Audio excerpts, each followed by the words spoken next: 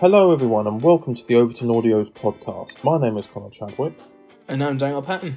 And on today's podcast I will be discussing Dalek Voices with John N. Harper for the Federation War, and then later talking to Peter M. George about the upcoming Time Traveller release, Time Traveller 2016.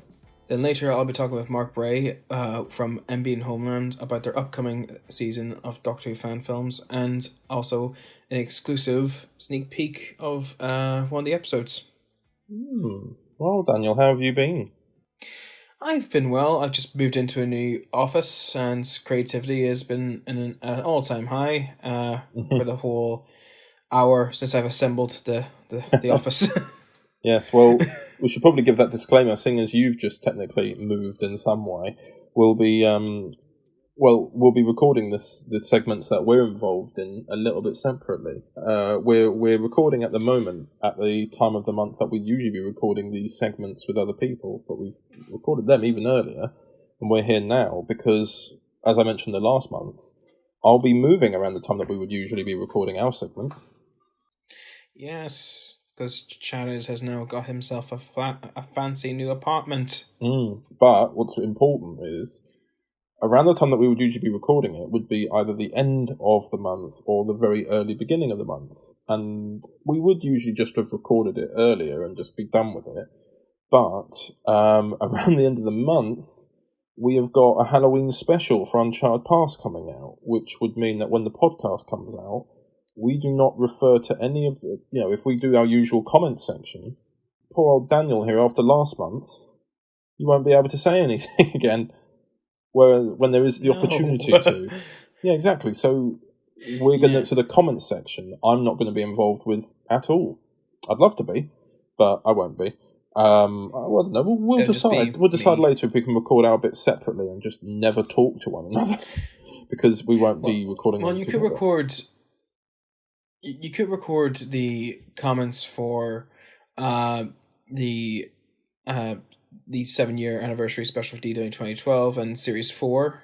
Yeah, true, because at the moment, as of recording, the final act has only just released, episode 1 has only just released today. So if I leave it a little bit, then maybe I can slip it in as well by just talking about those 2 episodes and then moving over to you. But another factor that comes into it is that I pick up the keys tomorrow, but I'm still not technically moving in for another 2 weeks. So as a result, I need to make sure I can set up internet in time. But if we can't get on the internet to record this podcast, we've just recorded it early to make sure that we do. Yeah, exactly. So hopefully maybe there's even a slight chance we can record the comment section together. There is a very slight chance of that. Yeah, indeed. But other than the Halloween special... So I was going to ask how you've been, because I haven't asked. Yeah, I'm alright, I'll pretty much be open with it now.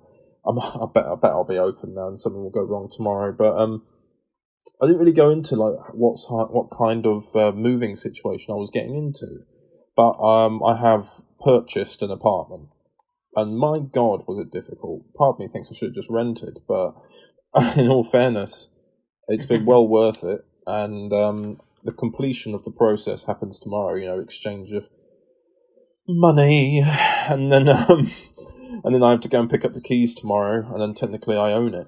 So basically, that will be officially Overton Audios HQ. Yay! Yeah, interesting. The official HQ. Yeah, probably means I'll have less time to do any audios either. Which will be sad. I'm trying to do a lot of editing before I go. Like, we've been editing some of Volume 4 of Uncharted Past recently. Getting that closer and closer to completion. Yeah. It's exciting, but also sort of like it's nearly over. It's nearly over. The whole thing, the whole series is nearly over. Very odd, isn't it? Exactly. Yeah. Oh wow! I've really brought a downer on this, haven't I? It's really weird when that's over. Yeah. It's a bit of it, yeah. But okay. So how about we talk about so what if I give everyone an update about something that's the fire incident. heavily commented on The fire incident. Yeah, because now I mean, it's not a good look for you. Last month you were saying I nearly burned down the house, and now you've had to move. We're doing games. I know. I'm recording the podcast with Chatters very quickly. And so look who has turned up with Pringles. It is Anna. And if there's one thing someone needs to know about me, is there will always be some type of food beverage under my arm at all times, 24 hours a day. Beverage. A food beverage? You do know a food and a beverage are two separate things? I know, but I put them together because sometimes you can get sweets with like liquid inside them, so it's a food beverage. So basically a soup? A soup? She can't hear current moments, but it's like, yeah, thank you very much for making a small cameo in the podcast. It's okay. We should have Anna on the podcast at some point. Yes, we should. I probably would, but I'd probably drain the viewers and the professionalism of it right down to the rock bottom. Oh, we do that incredibly already, so I don't know how much less you could take. Yeah. Alright, thank you, hon. I shall leave. Goodbye, all. Alright, I'll be with you in a minute. Pleasant dreams. Bye-bye, Anya. Bye-bye. I'll be with you soon. So sorry for about that. It's just like, now I'm downstairs, everyone could come at me. Everyone just comes to visit. Everyone comes to visit now. So yeah, I understand that the fire incident did not shine a good light on me. Well, no, it doesn't shine a good light on you when you say that you almost caused a fire in your room and now you've had to move into the office. I'll let you know, I did not set fire to my room. I just moved down to the office because there's more space. More space for fires not to reach.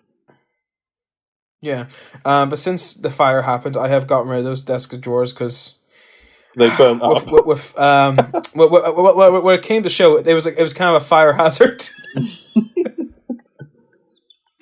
I got a new set of drawers, so a new set of drawers to put my stuff in. So hopefully there'll be no more fires. Are they fire resistant?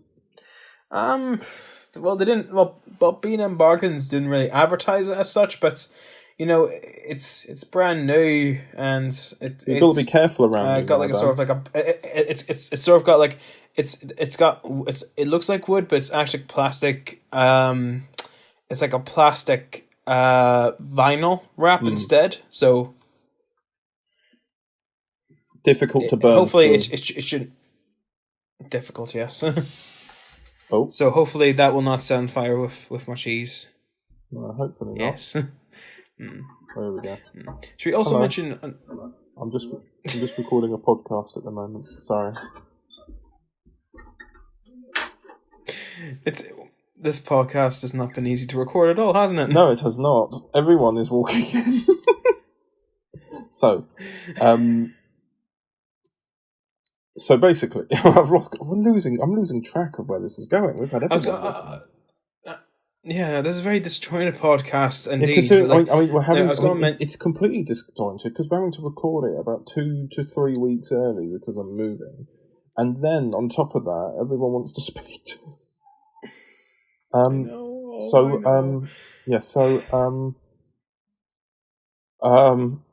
Shall we just go? I was going to say, shall we just go and go over to John with the Federation War whilst we think of something else? Yes. I think that'll be the best for everyone because we have more people coming in and disturbing us whilst we're recording this. This is not good. All right, well, anyway cue in for John. Yeah, enjoy the little segment I recorded earlier with John about the Federation War. There you go. Overton Audios presents. I've been looking into my past. When we saw Davros, he said that many of my previous lives had been involved in the Federation War. I needed to know what I did in those lives and how it may have influenced the outcome of said war. Oh my god! Hello, nurse. It appears you have a Dalek infestation on the battlefield. I'm here to help. I'm the doctor. I vaguely remember this other man. He was a doctor. I couldn't forget them. Damn. How many doctors were here? What on earth are they? They're called Daleks. We need to get away. Readings indicate this is an earlier version of the Doctor from the war. I will not have another person die whilst I stand by and take it. Seek, locate, annihilate! The Federation War, coming the 14th of November 2020 by 2 p.m. Hello, John. Hello. How are you today? Well? I am feeling ecstatic. You sound it. Yeah. Well, I've been doing a lot of writing today. Well, when I say writing, editing what I've written, because as my tutor at college says, writing is rewriting. So it's pain. It's a lot of pain in the edit, because obviously I look back at the words and I'm just like, oh, it's shit. It's really bad. For those who do not know, John is writing a novel at the moment. Yeah. Please support me in the comments. It would mean a lot to my mental health. Oh, sir, no. Yeah. Just crying, But yeah, it's fun, and it's currently I finished the original draft at 100,000 words, and now I've cut it down to 98,500 words. Oh yes. But thus, unfortunately, we're not here to talk about the novel. We're here to talk about your Dalek Voices. Because the Federation War, Voices. Yeah, the Federation War is due to come out. I've been doing Dalek Voices for a while on like Overton Audios stuff. I'm not proud of the original ones. The original ones are really, really bad. Because the thing is, when I started making these voices, I still do it now, but I use the Killer Inger effect on Audacity because I don't have enough money to afford a bloody ring modulator, which is what big like Nicholas Briggs uses, and so because I can't afford that, I end up just using Killer Inger, which is why I always cringe whenever someone says that you need to have equipment to make Dalek voices, because you really don't. You just need to download the plugins on Audacity, and then there you go. Like anyone can do it. You've revealed your trade secret now. I revealed my trade secret. It's not really a trade secret. Like I uploaded it. If you look on Dark Design Drama, there's actually a tutorial on how to do this. I don't know if it's still up, but I might actually put it as public now I've said this. Because to be honest, I think anybody should have a chance at like talking like a Dalek. If you want to get anyone involved, do it. And I'm sure it's like I just think it's fun to do Dalek voices, so I think anybody should have the chance to do it. Even if it isn't for anything specific, like fan stuff, it's amazing to do it for the fan stuff. But beforehand, I just played around with doing Dalek voices, and then when I met Chadders here, I was just like, yo, do you want to do Dalek stuff? I've been practicing voices recently. It's like, yes, of course. Well, yeah, that's the thing. Like, when I started Resurrection, with Season 1, I wanted to have Daleks in it, but my Dalek voices are really, really, really awful. And when you said, I do Dalek voices, because I do know that the first Dalek story of mine that you appeared in. So what do I call you? I have been designated the Dalek representative. Ah, very literal. How many of you are there?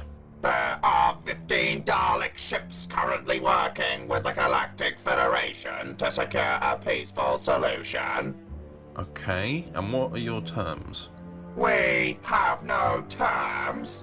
It was the Dalek negotiation in Season 2 of Resurrection, but I don't actually remember how you offered it. I remember basically what happened was, I think you were just talking about how you wanted to do Dalek voices and Dalek stories, but you were worried because you had to pay, like the last person you had to do like a Cyberman story with, you had to pay them, and you didn't want to have to pay like 50 quid per like Dalek story, considering that there's such a big thing about Doctor Who, and you'd probably want to do it a lot. And so you're spending 50 quid an episode, and considering you were doing 12 episode series, you're still doing it now, but like with series 4, but like we were doing 12 episode series. If you had like a Dalek story, which could be 2 parts or more, it's sort of like that adds up a lot of money. So I helped you out there. The voices weren't particularly good, as I've said, but I've gotten better at doing them. I've added different effects, tried out different things. But the issue is, every single time you hear these voices, they're always a year behind. Like, I recorded the audio for the Dalek Federation back at the beginning of 2020, or was it late 2019? What the Federation? Are you talking about the Federation War or the Dalek Federation? Because there's two. There's two. The one that's coming out. That hasn't come out yet. Federation War was the end of 2019, but the Dalek Federation was the end of 2018. Okay, so I'm talking about the Federation War, which is yet to come out, as far as I know. A small device buried, laying dormant. Oh dear. Have I just woken it up? Right, let's hope nothing comes through. Step away from the recall device! What? Daleks! Step away or you will be exterminated! Oh god, what have I done? Yeah, those voices are about a year old, but you've actually done some other Dalek. Well, I've actually given you, not saying what it is, but I've just given you a script today, haven't I, with Daleks in? Yeah, you gave me a script today with Dalek voices, and I'm very excited. I'll get that done very soon. Please don't hurt me. He's got me kidnapped. Please help me. No, but yeah. So with the Dalek voice stuff, with the Dalek voices, it's really fun to do it all. It's not really much to say about it. It's just sort of like I started out doing really crappy ones. You do a variety of Daleks. I do a variety. Yeah, I mean, the common one that I've used is the 2005-esque Dalek voices. I've done the 60s Daleks for the Young Doctor Chronicles? Yes. Yes. I've done the 60s Daleks for the Young Doctor Chronicles. I've done the Dalek Emperor, which was like really deep. It was like, meh. I need to write a story with the Dalek Emperor at some point, because I remember there was this time about a year ago where I sent you a clip from Evil of the Daleks, and when You will not fight in here. Yeah, exactly. And I just thought, I said to you, do you reckon you'd be able to do this? And you were like, And then about 5 minutes later, you sent me back one that sounded word for word and beat for beat, tone for tone, the same. Just gave me shivers. Yeah, it was fun to do that, and I've wanted to do that particular Dalek Emperor. I really want to do that because it would be so much fun. The problem is that the voice relies heavily on reverb, so it's sort of like the one I'd send you wouldn't be reverberated, so it wouldn't sound very much like it. Because the voice of the Dalek themselves and the Evil of the Daleks is obviously in this big room. It's like an auditorium, and the voice is very loud and echoey and blah blah blah. So that means the ones I was talking about was the Dalek Supreme, who's got a very deep voice and blah blah blah. And I've done a couple of those. And my favourite to do has been the Dalek Time Controller / Strategist / whatever one. It's been quite fun to do the really just I don't know, he's very giggly. It's like Dalek Khan, the way that he's just sort of and I love it. When it comes to those voices, that's my favourite to do because I can be so just so menacing and doing my best Blue Steel, trying to be as creepy as possible. Mm-hmm. And I'm just like, oh my god, I just love it. I mean, speaking about comments and corrections, this is something I saw a little while ago, but I haven't really talked to you about. But on the the tutorial I made for the Cyberman voice show, it wasn't the Dalek voice reel. It wasn't the Dalek Audacity thing. It was the Cyberman thing. Someone commented saying, "You don't make any sense. You say this person's..." Because the line I did, I was saying, "You will be upgraded, delete, delete, delete." I was just saying phrases, but because I said the words delete as soon after I said, "You will be upgraded," someone commented angry saying that I got it wrong and I don't know Doctor Who. So it was just a bit like... the sense that you'd said, "You're going to be upgraded and now I'm going to kill you." Yeah, and I understand that doesn't make sense, but I'm just shouting phrases. Yeah, it's just an example. People, that's just another example of the fandom being the fandom. Yeah. That's actually, thinking about Dalek voices and fandom, I did Dalek voices for the DW 2012 episode. Can't remember which one it is. You've done a few of them now. You did one for Fractured Timeline. Alert! The Doctor is detected in level 16. The main control center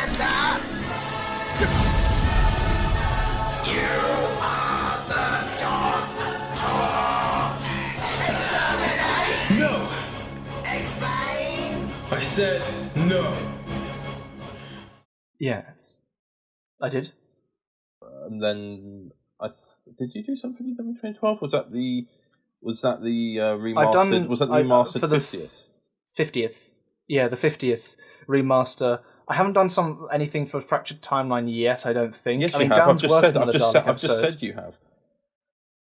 Oh, yeah, the prequel. Sorry, I thought you meant like the next one that he's doing, because I know he's doing another Dalek story. Yeah, he's doing Dimension. Dan will be doing Dimension of the Daleks, and obviously those have Daleks, and the problem, of course, being is that the pandemic has just slowed down production massively. Which, of course, by the time this comes out... Forgot about the prequel. Oh, yeah, by the time this comes out, to plug it again, Fractured Timeline Halloween Special will be out, which is good. Be good to get... Cause there's been yes, indeed. Yeah. I mean, I just find it fun to do these voices, to be honest. Like, it's more or less like I've been doing Dalek fan voices for the last couple of years, mainly in Overton Audios, and recently breaching into DW 2012 and Fractured Timeline, and it's really fun. It's really fun to do it. Yeah, you essentially a lot of people are now starting to know you as the Dalek guy. Yeah. It is weird though. It's kind of polarizing when you say the same person who plays the Master / General Master / spoiler alert is also the person who does the Dalek voices, and also I've done other voices for Doctor Who characters, the Jadoon. I can't remember any more now. I think I played the Mechons, but you've played it. You've played some Mechons. You've done some Jadoon. You've done some Sontarans as well. You've also played you've also got some. You can also not just do alien voices, but you've also been able to. But for example, you've been able to play other characters who are just meant to be other people. Like you've been able to do different accents. Yeah. An example of you in an accent is you in that Tortured audio that I've announced. You play a German doctor. Yes, I play I can't really do it right now. I play a German doctor. I don't know what happens there. It takes me about 5 minutes to get into the German accent, and then it just starts falling apart from there. And basically, I do a German accent. You can have an opinion on how good it is if you want. I don't really know. I like to do other accents because I like to practice accents. It'd be fun to do that. I don't know, do a French one or something like that. Or a Russian one. I don't know. Have I done a Russian one before? I swear I have. Oh no, I haven't done a Russian one, but I did play the Cybermen from who sound a bit Russian. The Cybermen from the Ark in Space. I did that for On Fleet Productions. Yes, you've done Cybermen. Yeah, I did that for On Fleet Productions. What was it? The Red Moon. You've been converted into a Cyberman. You have been converted to our ranks. Together we shall convert the world. I am... Pleased? Disgusted. That is incorrect. Disgust is an emotion. Cybermen do not feel emotion. My mind will not be restricted by inferior alien technology. The cyber unit is damaged. It must be destroyed. Yeah, and it was kind of meta because the Cyberman who sounds slightly Russian, the story was set in Russia. Yeah. Or was it the Resistance Overcome line, wasn't it? Yeah, and the thing is, I'm not even joking. I did a Russian accent whilst doing those lines.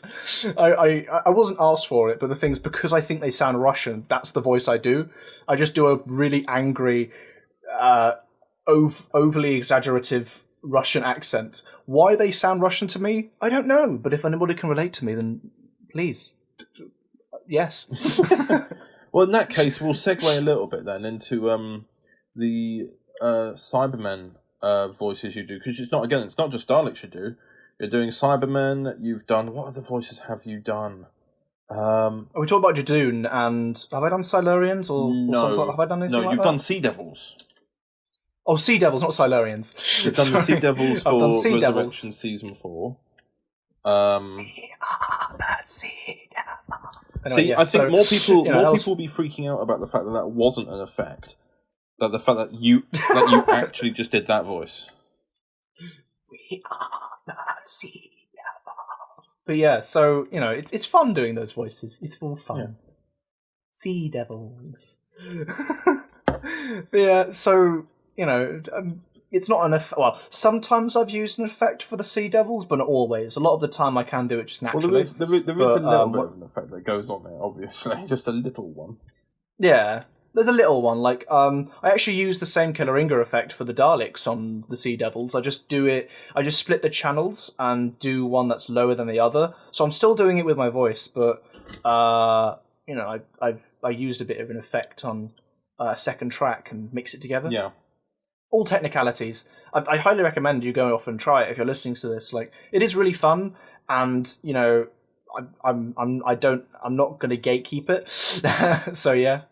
So whilst you're here, I might as well mention to you later on the podcast I'll be talking to Peter M. George about Time Traveller 2016, of which your character Andrew Pearce, which we last time you were on this podcast, we actually spoke to you about 2015 when you'd been awake for like 10 to 15 minutes. I'm sorry. I can't help you.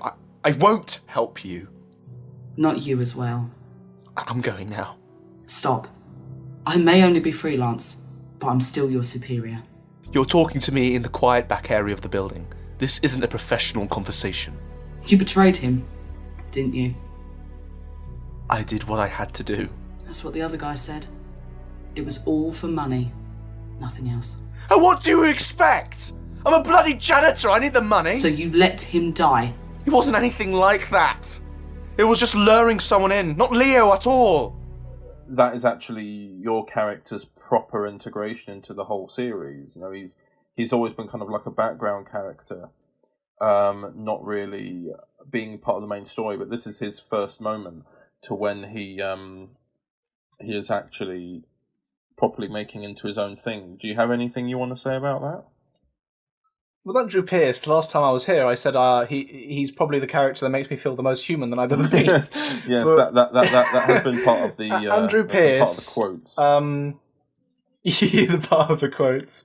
Yeah, Andrew Pearce. I really do enjoy playing him because I find him to be even though I say jokingly, he is the most human character because he's quite emotional.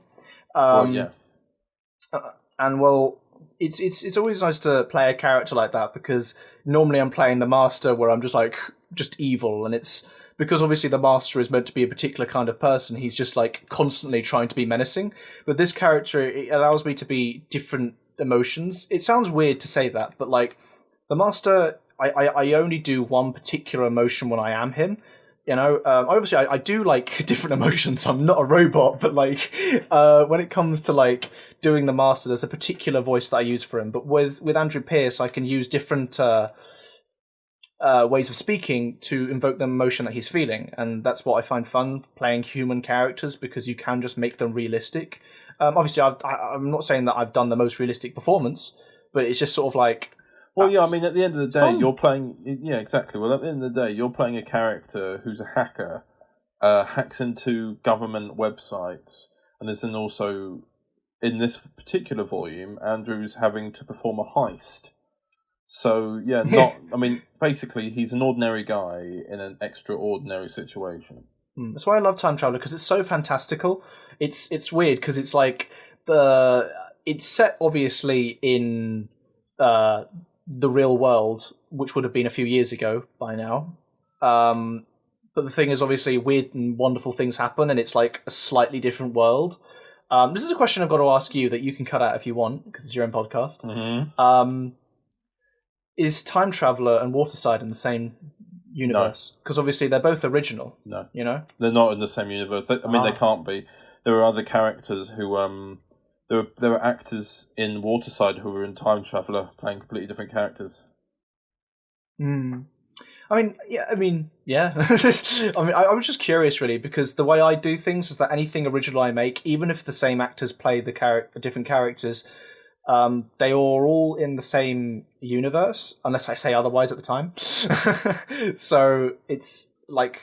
When I've made Limbo and Storage the Condemned, I like to think they're in the same universe, but obviously because they're so far apart in the way that they are, there's, you know, in terms of timeline and when they're set, it doesn't really affect each other, but I do like to think they're both in the same universe. You know. I mean, So that's, again, that's another good. plug. It's just, for me personally, handling the continuity of DW 2012, I don't want to handle that again for something else. If it's anything's original, I'd like it to be able to be freer rather than being contained to so many other things. Obviously, with yourself, that's completely different for you because you've got your Dark Legends universe for your Doctor Who audios.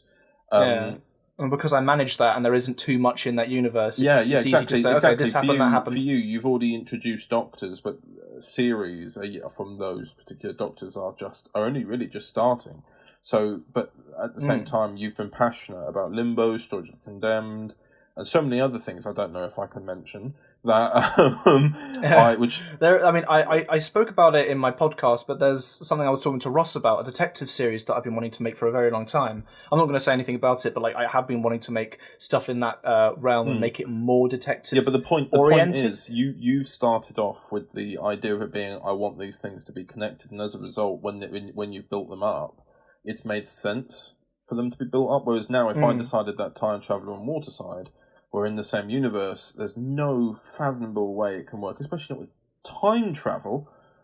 And then as well as that, Waterside, which I mean, Waterside deals into experimentation on people, and there are certain superpowers that come out of it, which could potentially, you can see them both crossing over.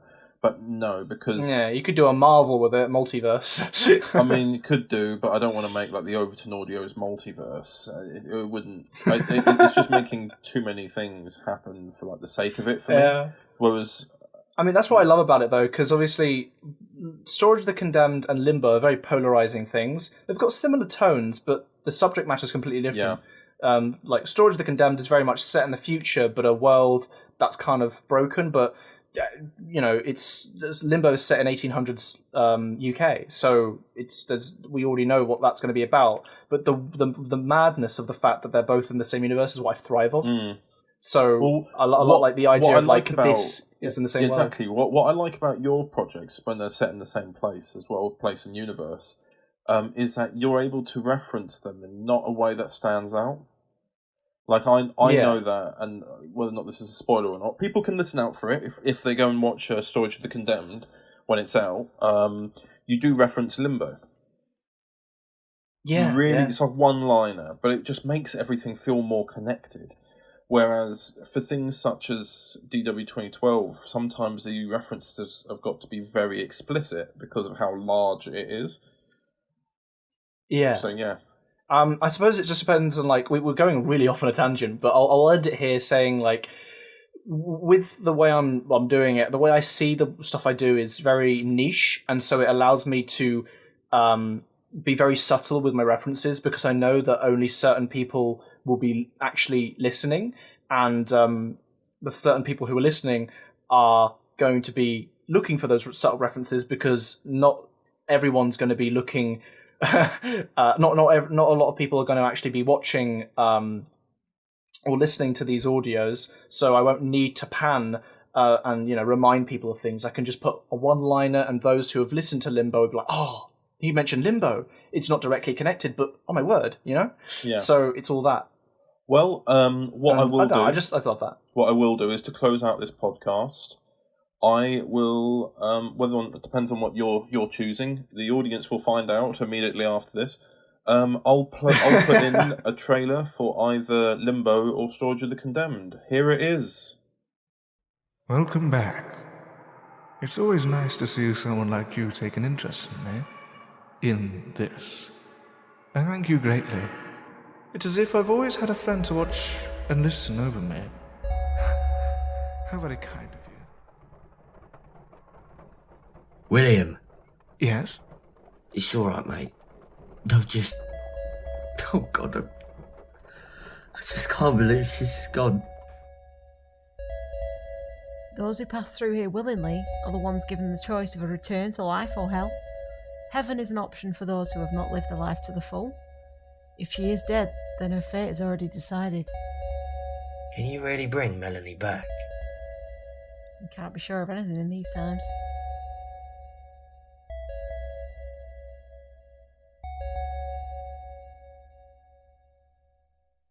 Anyway, So there you go. There's a trailer for whatever project John deems needs a trailer here. And I thank you very much, John, for making yourself available to be in this. Yes. We are so both... sorry for the tangent. No, mate. Honestly, you know that how busy we both are, and this month is going to be a wacky month anyway, for both of us. So thank you for being free, and I pass off our recordings to me in the future with Dan.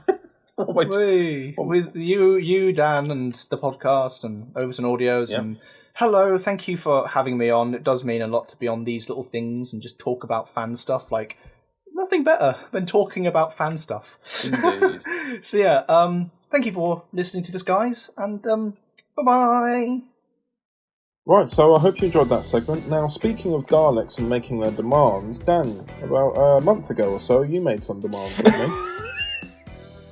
Well, since concluding the last month's podcast, you brought up the idea of a Halloween special. What do you mean I brought up the idea? Well, no. I don't know how I came about it, but no. I remember it very clearly. You started off with, "Don't hate me, but I want to do a Halloween special." So, okay, next year's fine. You go, "No, this year," and I'm like, "Daniel, it is the end of September." Yeah, but like I think we mentioned it briefly in the podcast where you said, "Oh, Halloween episode would be interesting," but I didn't think you meant, let's do it this year. Let's do it less than a month's notice. You are messing with the timeline of events here. When we were recording it, you'd already asked it of me, but we hadn't announced it yet. So when I mentioned it, did we? Oh yeah, it was yes, it's very very convenient of you to forget. But literally, you'd already asked me. And we'd already discussed it. We had discussed about the fact that you ask things of me too far in advance. So that was just more specific to the Christmas special that you've asked me about. Yeah. And now you're talking about Halloween. Special, but at least the Christmas special, I give you months in advance. But let's say I just gave you 4 weeks. Yes, and for those of you who are interested, we did get it done, much to my own mental health's just to the detriment of it. And everyone, and honestly, I mean, I'm sure you'll agree too, all of the cast pulled together so swiftly for it. They understood as well. They were very understanding of the fact that we were asking them, like, going, this is going to be Halloween, so you can't just leave it until the day before or the week before, going, yeah, see, you got time. And a lot of people understood that, which I'm very grateful for. I was saying, I need to finish recording this podcast, sorry. Oh my god. This is also the wine cellar for my family. Okay, great. Well, anyway, this is one hell of a podcast. Oh god, yes. But yeah, so I'm very thankful to the cast. Every time someone walks in, I lose complete track of what the hell I'm talking about. You're talking about the cast and how they've been very understanding about how it's. Yeah. So yeah, the cast were just really understanding, weren't they? Yeah, they're very great, especially Callum. Like, as soon as I sent him the script, he got back to me that weekend with the recorded lines, and that was really nice to him. And it's kind of weird because I think with Uncharted Past, he was so ready to move on from the character after that finale. Well, yeah, because that's something I thought about, which was the final story was written about 6 months ago, and he recorded for it about 4 months ago, and then we're messaging him going, "Can you come back for this Halloween special?" And that's the weird thing as well. Because from the audience's perspective, and this is something like from the audience's perspective, the listeners right now, the last Uncharted Past story was the Retribution of Davros, whereas for us, that was 8 episodes ago. Well, no, actually, sorry, longer than that, 9, including the Christmas special. 9, yeah. No, 9 including the Christmas including special. The Fractured Timeline. Yeah, but Fractured Timeline was after I'd edited Uncharted Past one. It's true, and it's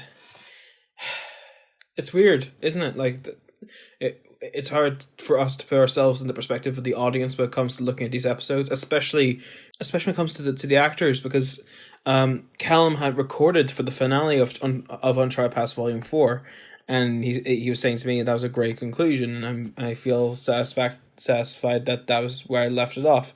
And I felt bad because I asked him, could you do one more episode that's set before this finale and it's sort of, I think he felt daunted because it was sort of like he was going, he was regressing the character backwards rather than progressing it forwards. Yeah, well, I mean, that's the thing. That's something else weird to think about, is that for us, we know where it fits, and we've been able to make it fit.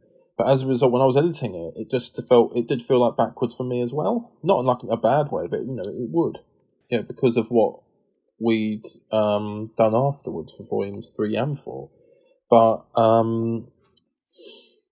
now that we're going back to literally between volumes 2 and 3, really, as is the Christmas special, which we also edited after volumes 3 and 4, we've gone backwards. We've been going backwards slowly. It is just a bit. It's very odd, It's very odd to go back to that. It's like we're doing like the further adventures after the fact, but in actual fact, it's still part of the same stories. Not, I mean, it sounds like maybe it sounds like I'm complaining, but it is just a unique experience going back and forth like that. It is a little bit, yeah. It's been weird, especially for the Doctor when we're recording now. It's like I've got dull back. It's like when writing the Halloween special, I was like, I had to remember where the Doctor and Nathan had their where they were in terms of their how they progressed, because I very conclude that story. So like, where do I go back on? Where does this set? Where's this nice little middle ground that's between that? Yeah, exactly. Yeah. Speaking of going back in time, like we have done with these stories. Shall we? Smooth segue. Yes, thank you. Well, shall we go and have a listen to me talking to Peter M. George about Time Traveller 2016? We shall. Overton Audios presents. We want you to try and hack into Quinton Technology's database. Quinton won't be happy with your dishonesty. Is that a threat, Miss Clark? This is an issue that must be stopped. The power is now off, our network is now offline, and the building is now in full lockdown. Having seen what Data Line and Fawn Corp did in my world, I know what people like you can become. I'm stopping all of it. My company is in lockdown thanks to you and your friend, whoever he is. The Cataclysm program must accelerate. Time Traveller 2016, coming the 21st of November 2020 at 12 p.m. I know you felt what you were doing was justified. You're talking about Leo? Yeah. I didn't think he'd die stopping Thorncourt. I've lost my entire family, Aaron. I did more than my fair share during that time. But now I can make a difference. I want to be better.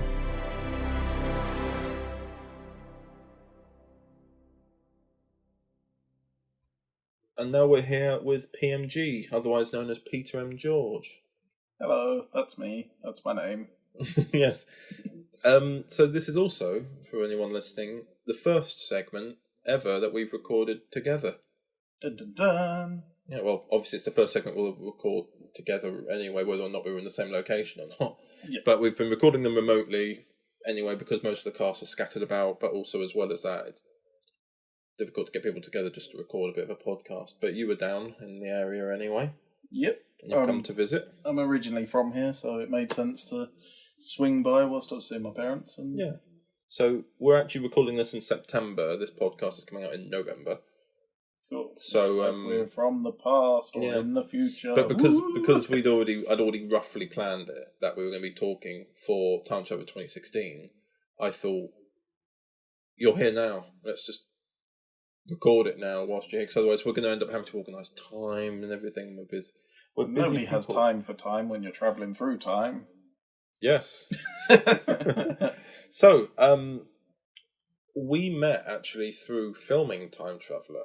Yes, the original Time Traveller. That was indeed 7 years and 2 months ago. Yeah, it was July. Yeah, July, I think. July or June or July. It was definitely summertime, 2013. and you cast me through Star Now. Mm-hmm, that's correct. And in the BTS, you will see me say that it's a completely different website because I forgot.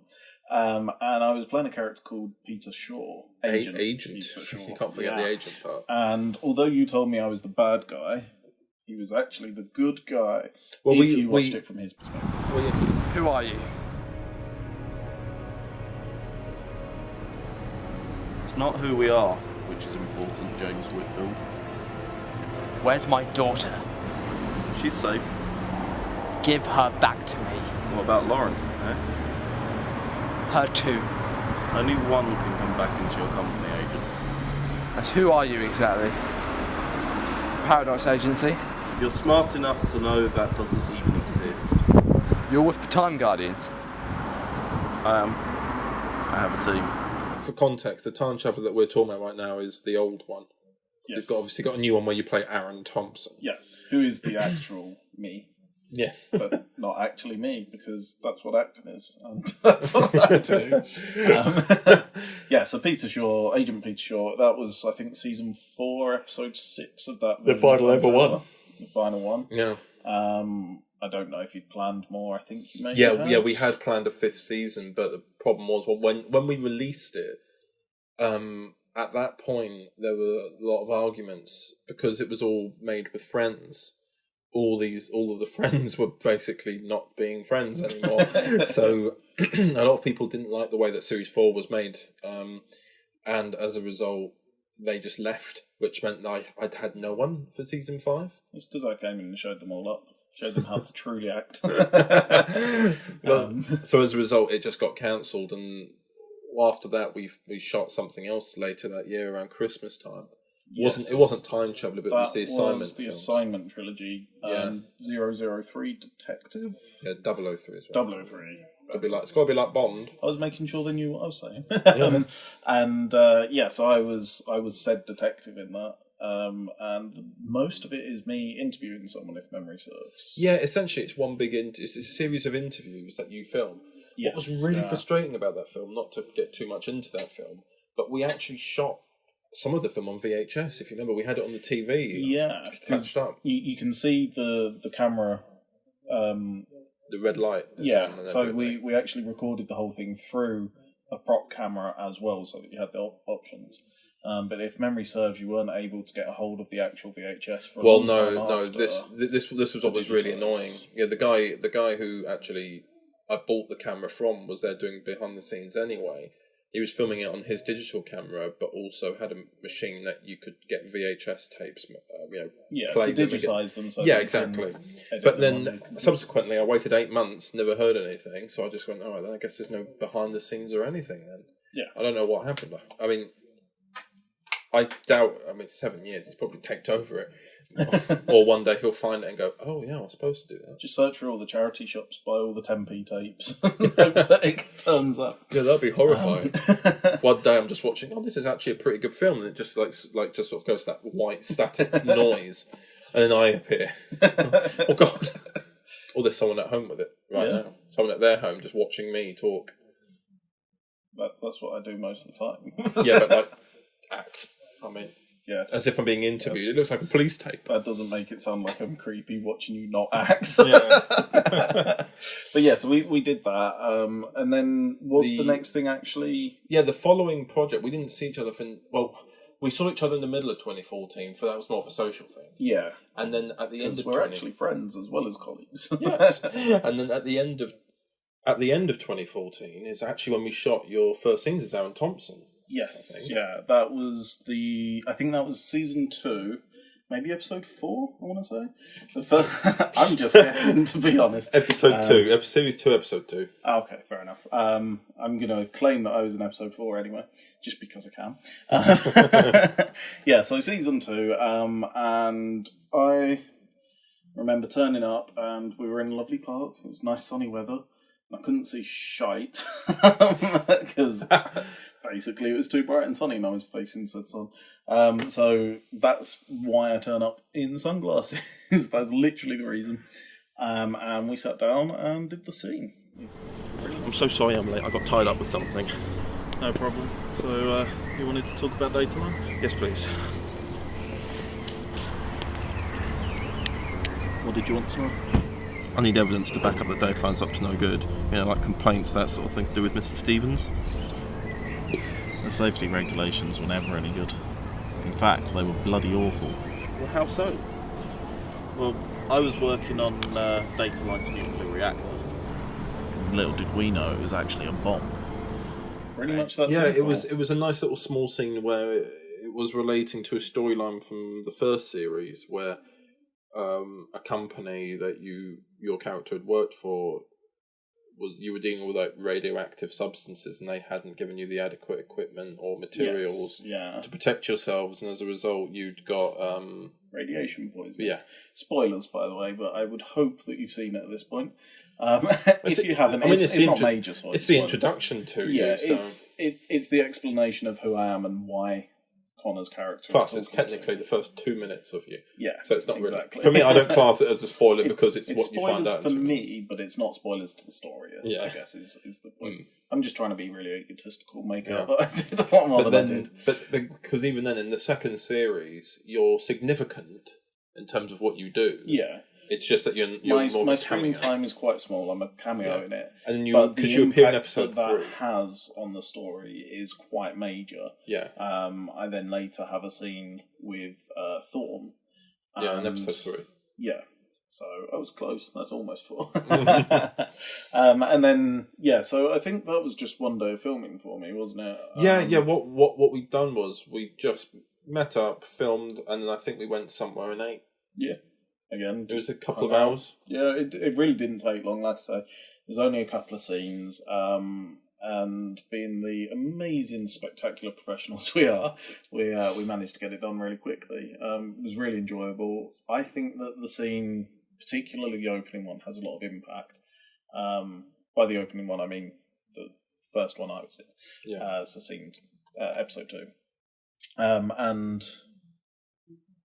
It was impactful enough that for a long time it's been in my show reel because it was some of my best acting, put simply, and the story that it created was really nice, really strong, and it was just two people sitting and having a talk, which is kind of what you want in a show reel. So any actors out there listening, I do edit show reels as well. I've done a lot of research into it, and ultimately casting directors want to see what you will spend most of your time doing in their film or their theatre project or series or whatever. And most of that is two humans talking to each other. And that's what this scene is. It's really chill. It's not action-packed, but it does have big impacts. Yeah. It's not overly emotional, but it will generate emotion in the audience, which obviously is important. That's the whole point of it. So yeah, we did that one in a day, and then when was it that we shot season 3? That was the summer of 2016. We had worked on other things off between that time. Yeah. We're just skipping a bit forward now. We like in that gap we shot Detached. That's another project. That's another one that that wasn't on my project per se, but I was. We all collaborated on. I was a DOP. large portion of it. You were the DOP. You really pushed yourself with the cinematography of that and making use of lighting and everything. You did a phenomenal job on that. Thank you. You edited it as well, didn't you? I did my own edit, but it was the director who edited it. Okay. Well, I'll have watched both, which is why I get myself confused. And again, I think that had some of my best acting in as well. Really emotional piece. It's one that definitely comes with a content warning, so if you are going to watch it, then just be aware of that. But, yes, we filmed that between seasons 2 and 3, didn't we? Did we see each other again in 2015? Yeah, we did briefly. We did because that's when I'd moved. Yeah. In with my dad, and we didn't do any filming. This is when you didn't have a beard. that happens once in a blue moon. It usually happens for filming purposes, actually, but because it's probably worth mentioning to your listeners that I live in Manchester, although I'm from Essex, which is where Connor lives. We're from just up the road from each other, but so that's why we're saying we only meet up occasionally or when we're filming and stuff, because life gets in the way a bit. It's a bit of a long journey to just pop down every couple of weeks. But So we filmed Detached between. We probably hung out as well, I think. Did we do any other projects in between, or was it straight into...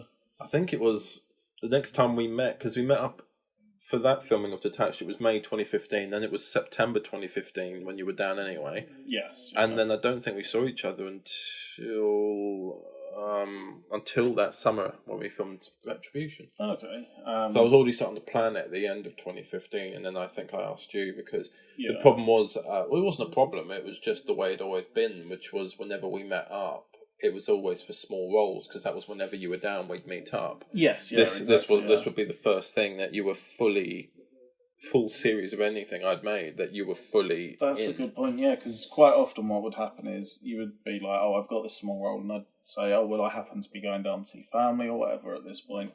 And so we kind of slotted them together so that I wasn't down for several days just for filming, and I was able to work it around other life commitments. But then, like you say, season 3 of Time Traveller was when I came down specifically to film, and that was the season that I actually stayed at your house for a week and a half. Yeah, it was a week or so, yeah.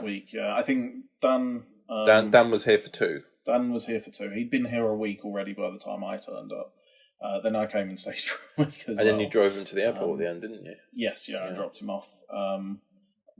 Was that on my way home, or was I? I think it was because later? you dropped him off near Stansted Airport. Yes, it was. So it must have been you looped along and got him there, and then joined the main motorway up. Yeah, like I could have easily hung around a few more hours, but I happened to be heading home that day, and it just made life easier in terms of getting him to the airport for me to take him. That was quite a chock-a-block week as well. We got a lot. Well, you were going to leave earlier. Like, there were 3 or 4... No, not 3 or 4. 2 or 3 times where you're supposed to leave and you went, I'll stay one more night. Yeah, I'll stay one more night. It's in our monthly vlogs, mine and Dan's monthly vlogs, where we're like, Dan is staying, or no, PMG is staying, and we were like, yeah. Yeah, because, I mean, I just love being on location, being on set. I like being able to help. Yeah. And being with friends. Yeah, exactly. And it was, in a way, it's kind of good that I was there, because it meant that there was less time pressure and constraints on the stuff that we were doing. It meant that we could take a bit more easy, have more fun, like you say, obviously friends hanging out. And there's a couple of shots in the series, I think it's only a couple, and one of them didn't make it in the final edit, that I actually did some camera work. One of which was because Connor was actually in said shot. So obviously he couldn't operate. Dan also was in shot. And although I'm not actually a camera operator, I can frame up and obviously got Connor to check and everything. The other one is, put simply, Connor's too tall, whereas I'm halfway to a midget. So there's a shot where Dan's running through the house and the camera person needed to move backwards and up the stairs, all whilst keeping Dan in frame, which Connor ordinarily is more than capable of doing. Unfortunately, in this 16th century house, is it 16th or 15th? Yeah, 16th. 16th century. Rickety and old, floors are all wonky to the point where Connor would roll out of bed if it wasn't positioned in the right way. There's some low rafters in that hallway, and they're probably about 5'8", 5'9" from the floor. Connor's, I'm going to say 6'12" or something. No. That's an accurate way of measuring him. I'm 6'3". There you go, I was close. Whereas I'm 5'6.5", like say halfway to a midget, so I could just glide under them, and then Dan fell up the stairs in the first take, which is beautiful. That's on your YouTube channel for Red Matter Productions, I believe, isn't it? I think so. Or the Time Traveller YouTube channel. Yeah, too. It's on one of those. You can actually watch him full. And I learnt today you can watch some YouTube in slow motion. So enjoy that. It's beautiful. I've got my own share of outtakes in it as well, to be fair, which are wonderfully derogatory. They don't show me in the best light or as a professional, but that's because we like to have fun. And then I arrived here. And we've not had a chance to stop yet. You and I are not so different. What do you mean? I failed my Leo Simmons too. How? It's a long story, and I'll tell you another time. But suffice to say that I let him down. But yeah, then after Retribution, the visual series basically took a break. And we've continued it through these audios. Now, we've already done Time Travel 2014 and 2015. And by the time that this podcast is out, Time Travel The Final Act will have come out. And now we're going on to 2016, which is... What I found the most interesting about this volume is that when you look at the visual series, Series 1 is set in 2014, Series 2 is set in 2015, but then Series 3 is set in 2017. So 2016 is kind of a dead year where things just happen. And we'd already established in some of the previous volumes that there are other characters doing other things aside from the main cast that we saw. So I thought it'd be a good opportunity to have a story with you. Yeah, and that's what 2016 is.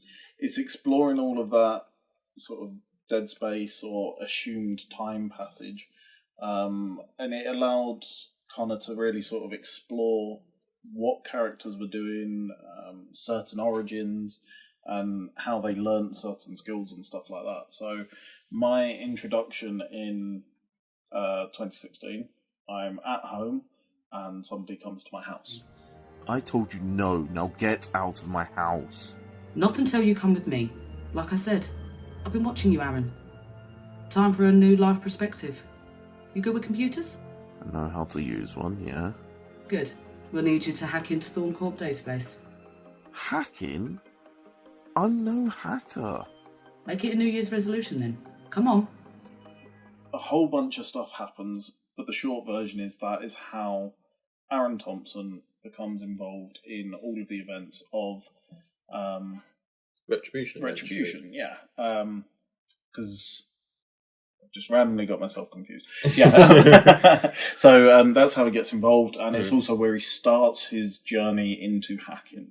If you've ever seen the Time Traveller visual series, you'll notice that Aaron Thompson isn't a proficient hacker at first. It's something that he's kind of muddling his way through, and he's making do.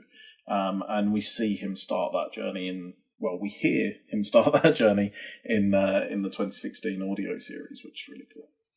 Yeah, and also as well as that, 2016 sets up a lot of things for the following and upcoming volumes.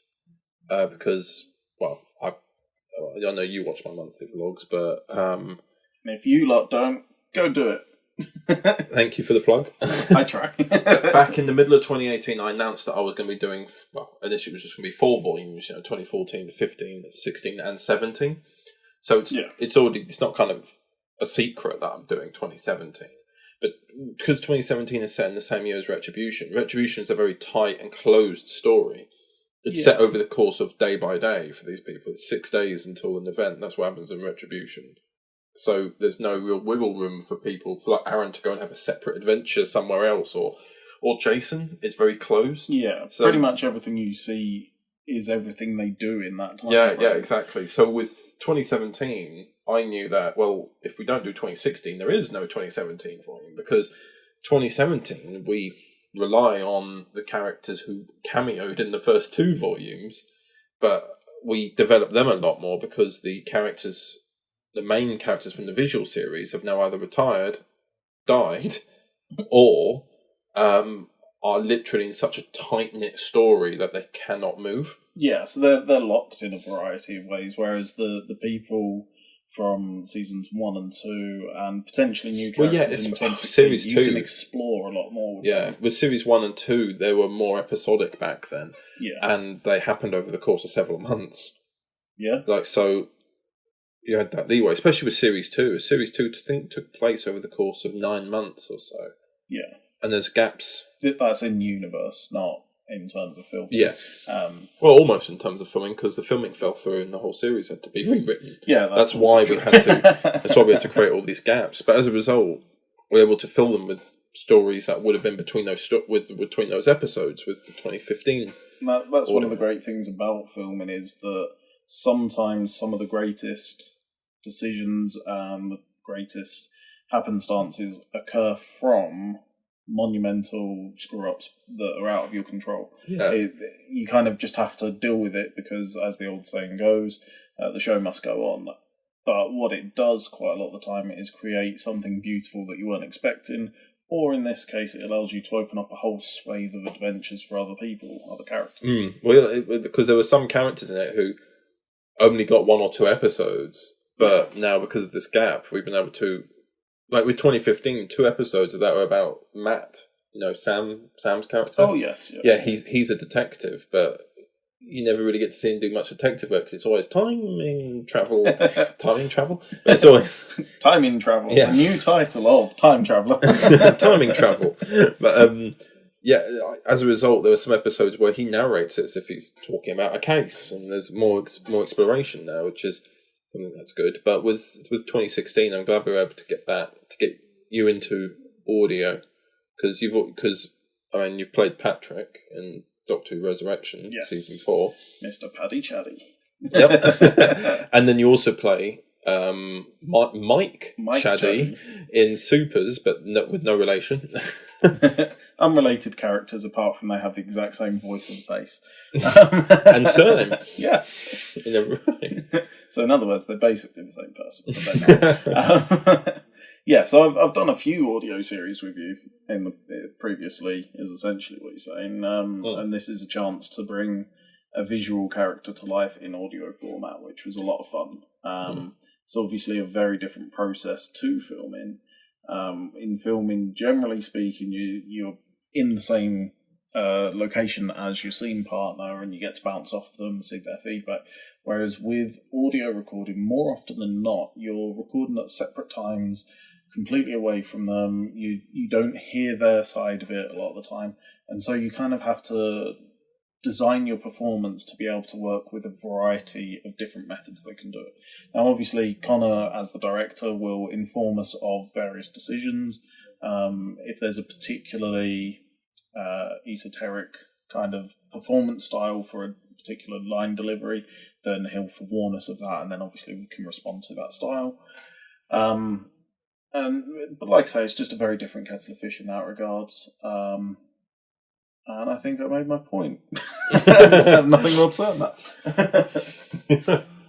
So PMG, what are you working on at the moment? Well, I'm doing a lot of screen combat training at the moment with Ravenwolf Cinematic Combat. It's a lot of fun. It's a lot of hard work as well, and it's officially recognised by Spotlight. They're currently working on their equity acknowledgement, which all got put on hold because of COVID stuff. And with a lot of the people who do that stuff, we've been making a few short films. So the first one is The Blade, which that's based in Civil War, English Civil War, of course. Worth mentioning which country. It's a really nice short film that's kind of been shot as a proof of concept to try and get funding to make a feature film. So I've got a cameo in that, and I ended up first ADing it, because that's what happens with me all the time. And off the back of that, the same team are making a trilogy of short fan films for well-known sword fighting, where we're going to tongue-in-cheek mock the lightsaber battles, because they're nothing like what actual sword fighting is like. And there's a lot of things you can do with a lightsaber you can't do with a sword, but you don't necessarily see them in the films and stuff like that, so that'd be interesting. The third one will hopefully be a Middle-earth inspired fan film. We're not going to do anything Third Age, which is when the Lord of the Rings films are set, and books, obviously, because we don't want to breach any copyright. We'll obviously go through appropriate channels for that. And then probably the biggest piece of news to announce, and I'm going to say this can be an exclusive just for Overton Audios to announce to the world. This is big news. Some of you may well know that Connor and I have worked on 4 series of Waterside, which is a visual web series. It's done and dusted now, but we have decided, and we've got correct permission from the original creators and everything, to remake season 1. And rather than just remaking it, we're not quite rebooting it, but we are going to expand what is already there. Obviously, it's got a lot of work to do with continuity to make sure that seasons 2 to 5 don't go askew. But we really wanted to bring it up to the same sort of visual standard as the rest. The same level. Yeah, exactly. Just to make sure that they because continuity goes beyond just story. It's also to do with visual style and performers and stuff like that. And so we're going to bring that to match up with the rest of them, essentially, in the aim and hope of getting full distribution for all 5 series. Because you've got to start as you mean to go on. And at present, season 1's just a bit different tonally to seasons 2 to 5. If we tried to sell it as a 5-season deal, season 1 was made 7 years ago and we picked up. And if you look at it, it's only been 3.5 years since season 2 started, filming. Yeah. It came out around now-ish. Managed to get 4 seasons done in under 4 years, which is impressive on an independent. But at what cost? At what cost? Well, I haven't had a soul in a while, so. But yeah, so that I think is pretty big news to anyone who does know the Waterside series. At present, we've developed the story. We've made sure that it's been in development for about a year. Yeah, we've discussed it at least for a year. I remember we first mentioned it during season 5. Yeah, it was mentioned. The idea of it, at least, and then the idea just never really kind of went away. And I've spent a lot of time developing the story, seeing if we can add in extra things. I'm hoping that I've managed to take some elements and ideas from its originator, a short film called The Rise of the Euphonious Angel. Oh, yeah. I'm hoping I've taken some of the ideas from that and been able to include those to pay homage to it, and obviously show some respect to Alan Rafferty and Jacob K. Thank you, Jacob K. Completely mind blanked then. In my defence, I've it's been a long, long day. For context for everyone listening, it's currently 9 at night, and we started recording possibly at 7-ish. Give or take, yeah. And there's been a lot of pauses where we've had to jump off and quickly do things because we're together. We've kind of got that flexibility. Whereas if we're on the call, we would have to set so much time aside. Yeah, exactly. But yeah, so Alan Rafferty and Jacob K obviously made the series. They created it all. They're the ones who've given permission for me to remake season 1. I've developed the story. I'm currently in the process of writing it, although I may potentially bring a writer on and then script edit, because it also gives you a lot, I suppose, not having to worry about, we've only got so much time to film. There is no current time that you can really get any filming done. Exactly. Right, so it gives a lot more time. It's making use of the fact that lockdown has prevented a lot of filming, because although we did manage to make a short film or two, they were in very strict conditions. I was actually in charge of a lot of elements to do with COVID awareness stuff. But I've got the time to have developed it, which is actually how I've managed to do it. I was on furlough for quite a large period of lockdown, and that was when I managed to really get my teeth into it. So like I say, at this stage, we're at the scripting stage. We've already looked at some casting, mostly certain key characters that are going to be difficult to cast due to the independent nature of the production. Connor has agreed to come on board as our director of photography again, because we do need that visual style continuity. Between us, we'll probably be editing it, although we've not 100% agreed exactly what that. Well, usually, I don't know. My thinking was, because I'll probably be filming it on the same camera. We'll probably split the footage between us either way anyway. Make sure we've got backups. Yeah, I'd end up doing my own edits anyway. I know I would. Even if you said I was the editor, I'd end up doing something with it. I mean, ultimately, the way that we did seasons 4 and 5 in particular was. Did I do feedback on season 5? Season 4, I did. You did. Season 4 and 5, Connor edited it, and then I would give notes and we'd work from there. The difference is, when you were giving those notes, I was still the director. Whereas on this thing, it's a completely different. I'm currently not that and directing. Not that there's going to be any clashing by any means. No, it would just be that when you say I want this, you are the one in charge asking for it. Yeah. So this time around, I'll have the final word as opposed to Connor, but ultimately we always give solid reasoning and can see each other's point of view. As much as we clashed to begin with. Yeah, like you're wrong, PMG. No, but let me explain. No, that happens all the time. That's why I'm here now. I said no, I won't do any podcast. Yes. Well, I think that's everything, isn't it? We've spoken about how we met and how that led into time travel and where we are now. Obviously, it wasn't all time traveller, but for the purposes of this segment, it was. We've travelled through the time of our colleagueship and friendship. Or as we called it earlier, timing travel. Yeah, timing travel. That's the one. Well, look out for timing travel 2016. Well, then, I will pass it back off to my future self in October with Dan. Good luck, Connor and Dan. Thank you very much for having me. So yeah, Time Traveler 2016. When's that coming out, Channers? Oh, you've put me on the spot now. December. December. So it's coming. December, I do know the date, but it would involve me loading up the schedule, and I'd be leaving you waiting. So we'll just say December. Either way, next month's podcast, and even the trailer we've told everyone. Well, yeah. Oh, yes, that is true. The trailer. But then even then, the November podcast will probably talk about it as well as the December podcast. So there'll be information there for everyone. But just be teased by it if you can't remember the date. So before we go into MB and Homeland's thing, shall we go into our super duper not cut together from weeks apart because one of us was moving comments section, and whether or not I appear is going to be a surprise. But basically, yes, just as a huge disclaimer, Dan will be talking alone. I will, so that if you're wondering, oh, Connor's being really rude, not replying, I'm not there. Yeah, so. Oh god. Yeah.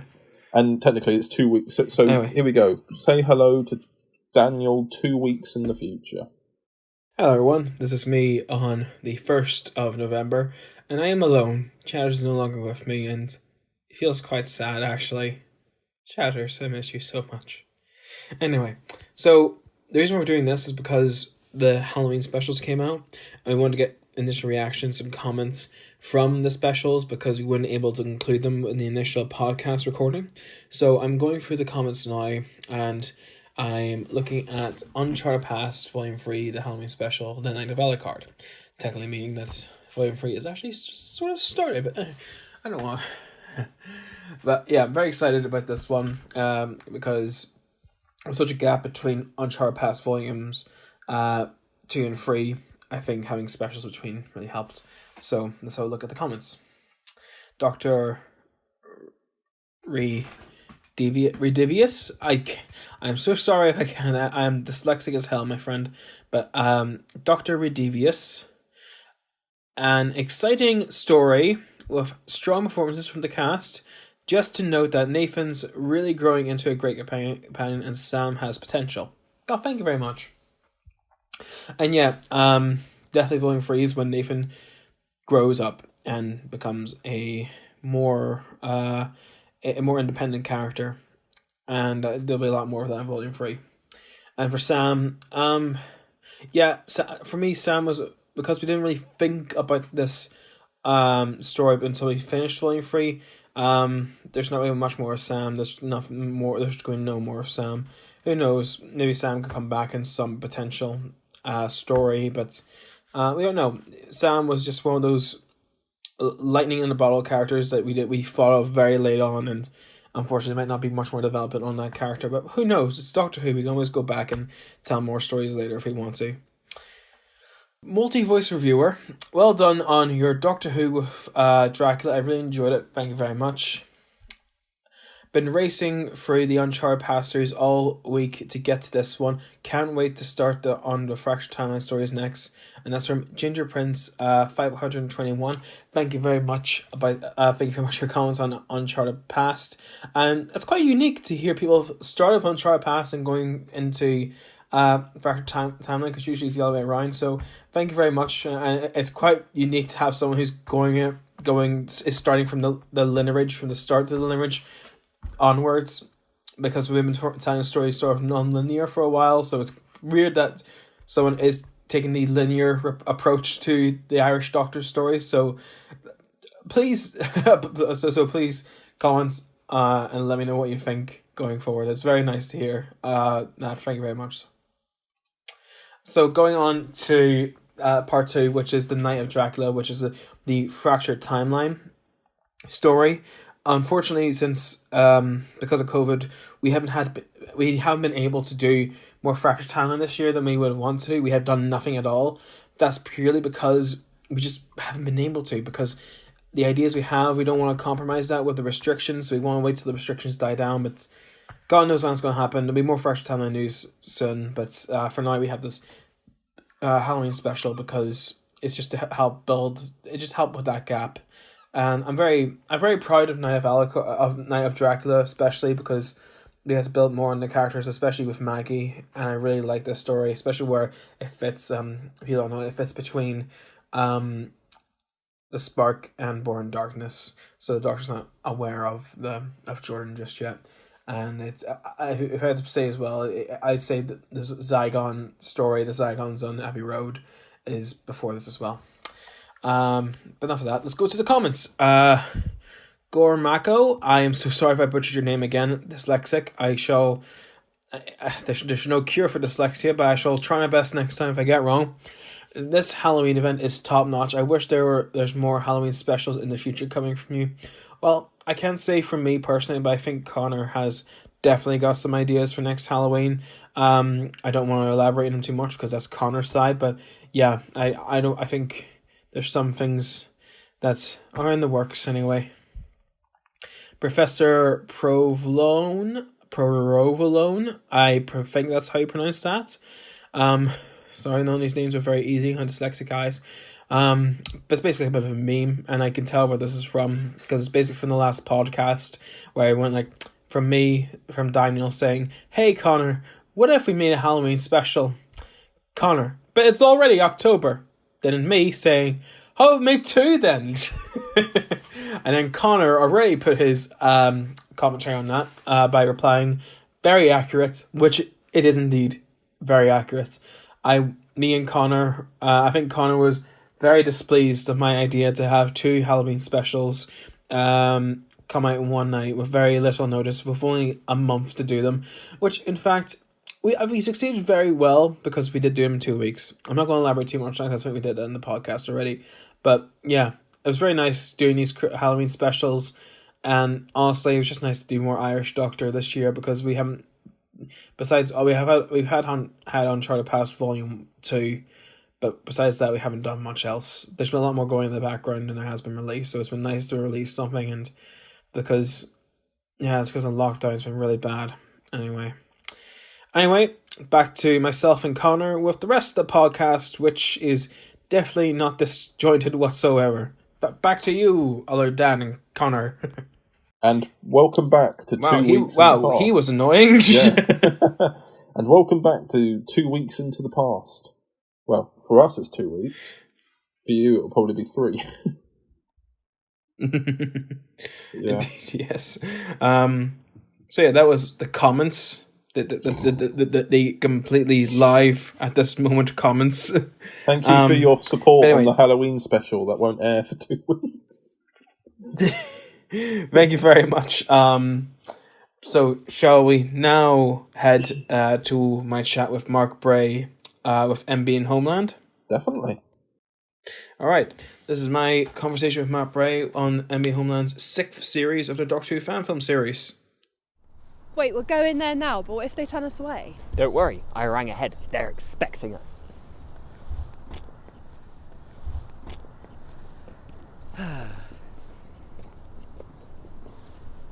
You alright?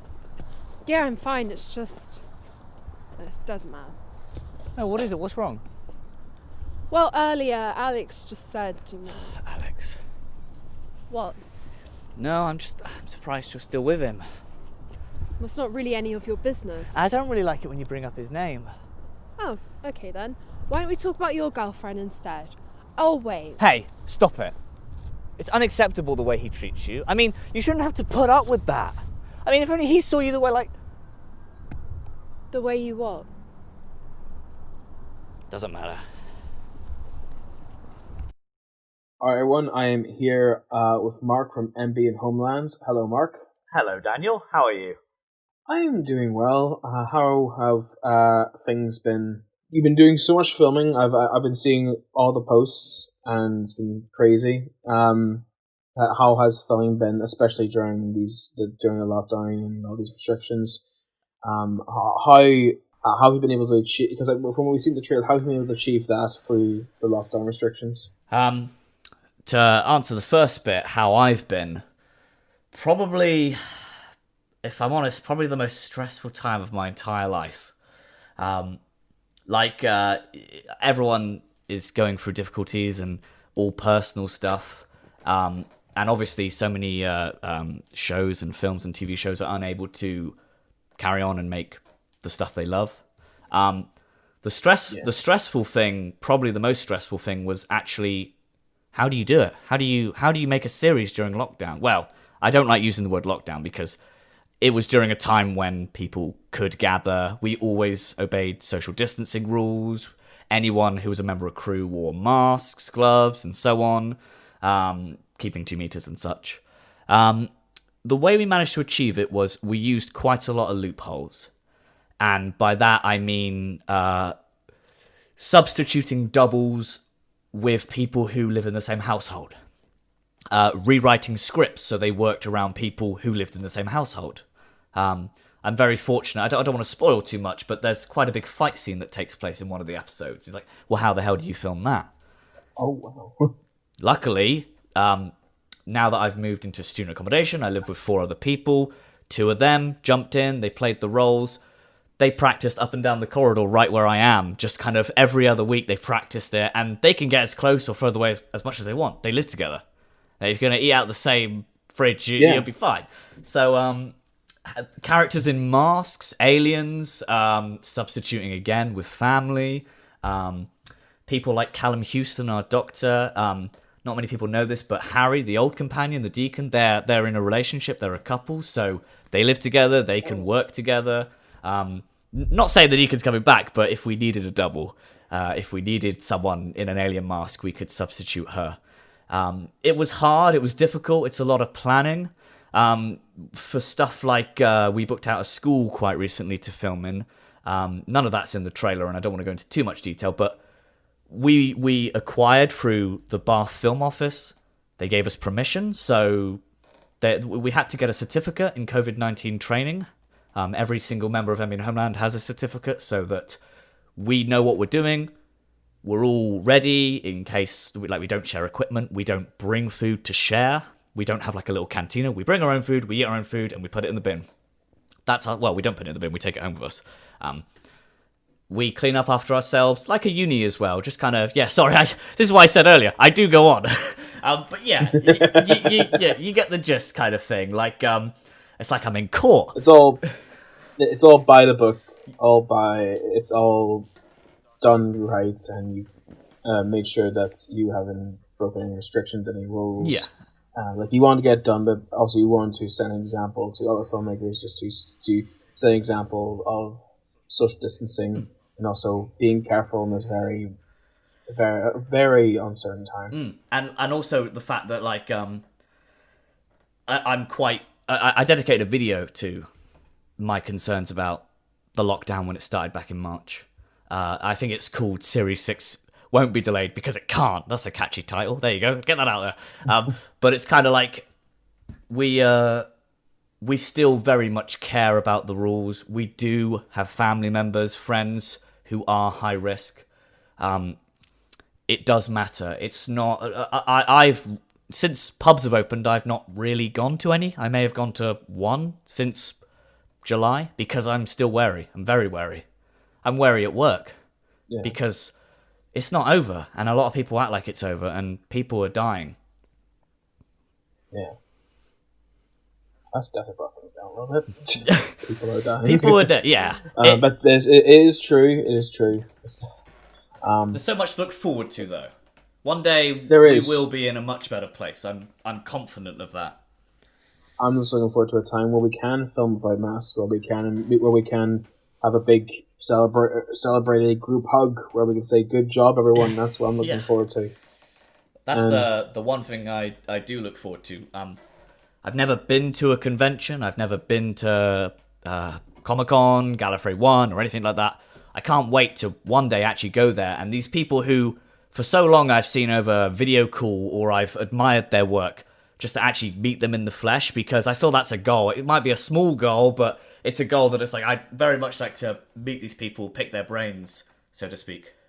I completely understand you there, because I used to be, considering I live in Northern Ireland, it's very much like the outsider's dream to be a part of this big circle of fans, this big circle of fan creators, and it's just like to meet them. It's just sort of like you're meeting people you share the same interests with, and you feel like, yeah, it just feels good. Yeah. So yeah, I completely understand you there, and hopefully next year, either COVID is not as much of a high risk as it is, or even if restrictions have been loosened, hopefully we can get to meet in the flesh. Yes, I look forward to that day, Dan. I do. I've admired you most of my teenage life, growing up. That's something to hear. Yeah, that's something to make a week. And I have admired you for the whole year. I have stumbled onto your YouTube channel. I very appreciate that as well. It's very good stuff, and honestly, you are. From what I've seen of the trailer for Series 6, is really good stuff, and I honestly wish right now more than ever I could do something to that caliber. You never know. Oh. You're bringing out Series 6 next year at some point. Hopefully, we're hoping anyway. Me too. But next year's also is a monumental year for you as a filmmaker, because next year is the celebration of 15 years of making this series. It is. Tell us about that, because you made Series 1 15 years ago, but I understand that's not online anymore. Yeah, I could go into detail about that, yes. That's the one question I probably get the most, is where is Series 1? And looking back on it, when I started in 2014 uploading to YouTube, maybe I should have just started with a new Series 1. I often do think to myself, it wouldn't be too much effort to just go through all of Series 2 and rename each episode. All you have to do is change the title, change the thumbnail, and it's done. But at the same time, Series 1 kind of held a special place in my heart. It was obviously, I was 8 at the time, running around making fan films with my neighbour. We had this old wooden cupboard. I don't know if, it's not really a cupboard. It was like a small box thing that we painted blue. It was like my grandmother's. I think I just painted it without asking. Yeah, great. But regardless, it's the fact that there's that journey. It's looking at the one thing I look forward to with Series 6 coming out next year. Like you said, I've come a hell of a long way from filming in my garden with a small cupboard to the Series 6 trailer speaks for itself, I guess, the scale of it. And the receding hairline speaks for itself as well. Oh yeah, I'm completely with you there, man. Yeah. I try to comb it over. I do Trump and I comb it over. Just don't tell anyone. Yeah. Own the hairline, man. I've just accepted at this point. Own the hairline. That's fair. Yeah, that's true. It'll speak volumes. It'll tell people what you've been through. It's like a battle scar in it. Yeah, it'll just tell people that's a good shout. It's it'll tell people you have worked 15 years making a fan film series of Doctor Who. Yeah. Oh, when you put it in that aspect, what have I done with my life? Oh no. But yeah, going on to the 15-year anniversary, we often try to, at least with the series, we try not to fall into cliches or predictable moments. We've done some Doctor Who episodes that are a bit kind of out there. You're like, oh, that's a bit odd. You wouldn't normally see that. There's a Series 4, for example, is full of a lot of strange stuff. We've got a Christmas special that completely opposite from Christmas. It's quite dark, hence the name Dark Christmas. And you're like, well, that's a bit strange. Why'd you do that? We have an episode where the Doctor's quite well known for kind of dressing up, pretending to be a teacher, pretending to be a cleaner like John Pertwee. we thought, oh, well, Sam's doctor is going to a school. Why doesn't he dress as a girl? And it was like, well, that's not been done before. Let's throw it out there. It was a bit odd at the time, and there were some annotations that fans got from it that I didn't intend originally. I was like, oh, there's nothing creepy or perverted by it. It's just kind of, it's just the idea that it's out there. It's something you wouldn't normally see. And with Series 6 going forward, an anniversary special, everyone is shouting at me, are we going to see multiple Doctors? And in all honesty, no comment. You keep me in suspense here. Come on, tell us. What do I say? I often say this. This is my go-to quote. The 15-year anniversary will not be a multi-Doctor story. Now take that as you wish. Because I could be meaning... I might be meaning something else. Or I might just be being honest. There is no multi-Doctor. We've got a good story. We've got a good anniversary special. Or maybe my wording of that sentence means there's something else going on. If it's not a multi-Doctor story... I'm getting some theories now, but I'm not going to disclose them on the podcast. Yes. Because, I could read from your face. You'd be like, oh, maybe he's got it. So I'll probably tell you when we stop recording. But we've got stuff up our sleeve. Theories are coming on now. Yeah. I'm just like, that could be interesting. It could be. So yeah, you're not trying to fall into like cliched. Yeah. Anniversary like multi-Doctor epics. And that's actually the one thing I hated about fan films when, like, don't get me wrong, Doctor Who has signature moments of catchphrases. The Doctor, Doctor Who, Exterminate. Those are weaved throughout Doctor Who history. But if you quote a Doctor Who line that's only ever appeared in one episode and it's only stuck to one Doctor, it's a bit random to bring it up in a fan film. It's like, well, you didn't write that.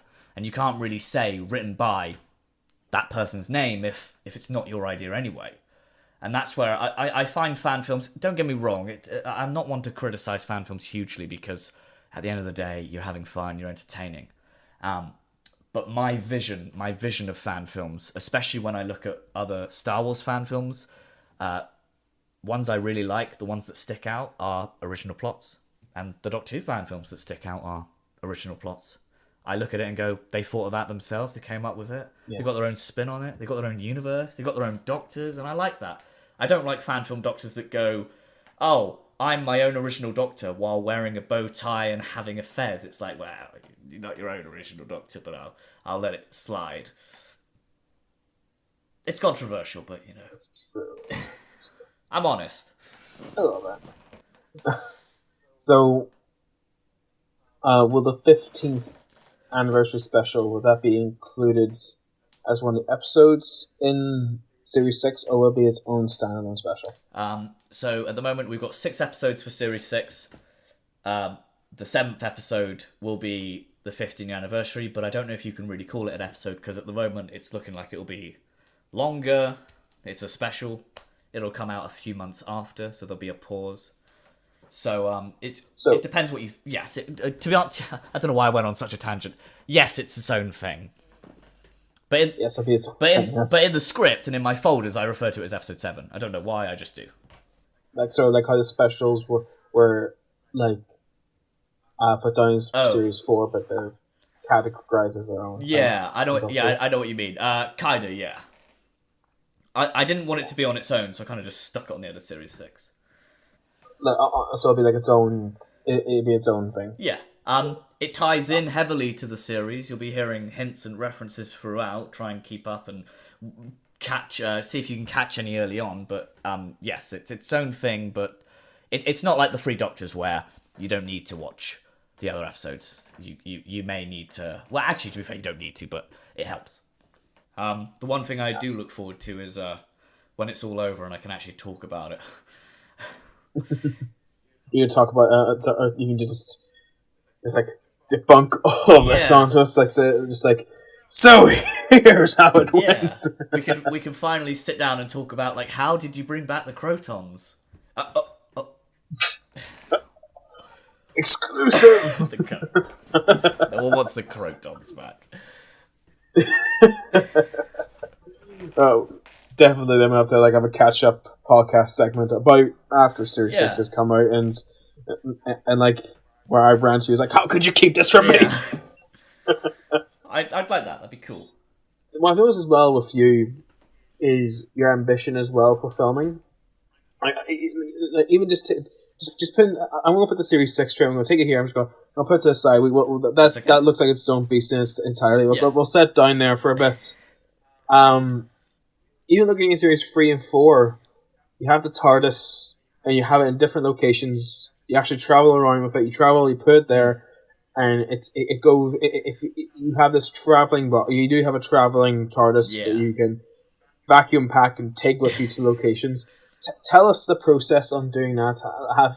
About having a TARDIS prop you can actually take on locations, and what is the sort of legal procedure with that for locations that you will need like permission to get from? I really like that question, because I think one of the things I love about Doctor Who, regardless of classic or new Who, is that kind of that police box in the middle of nowhere, in a woods, in a quarry, anywhere.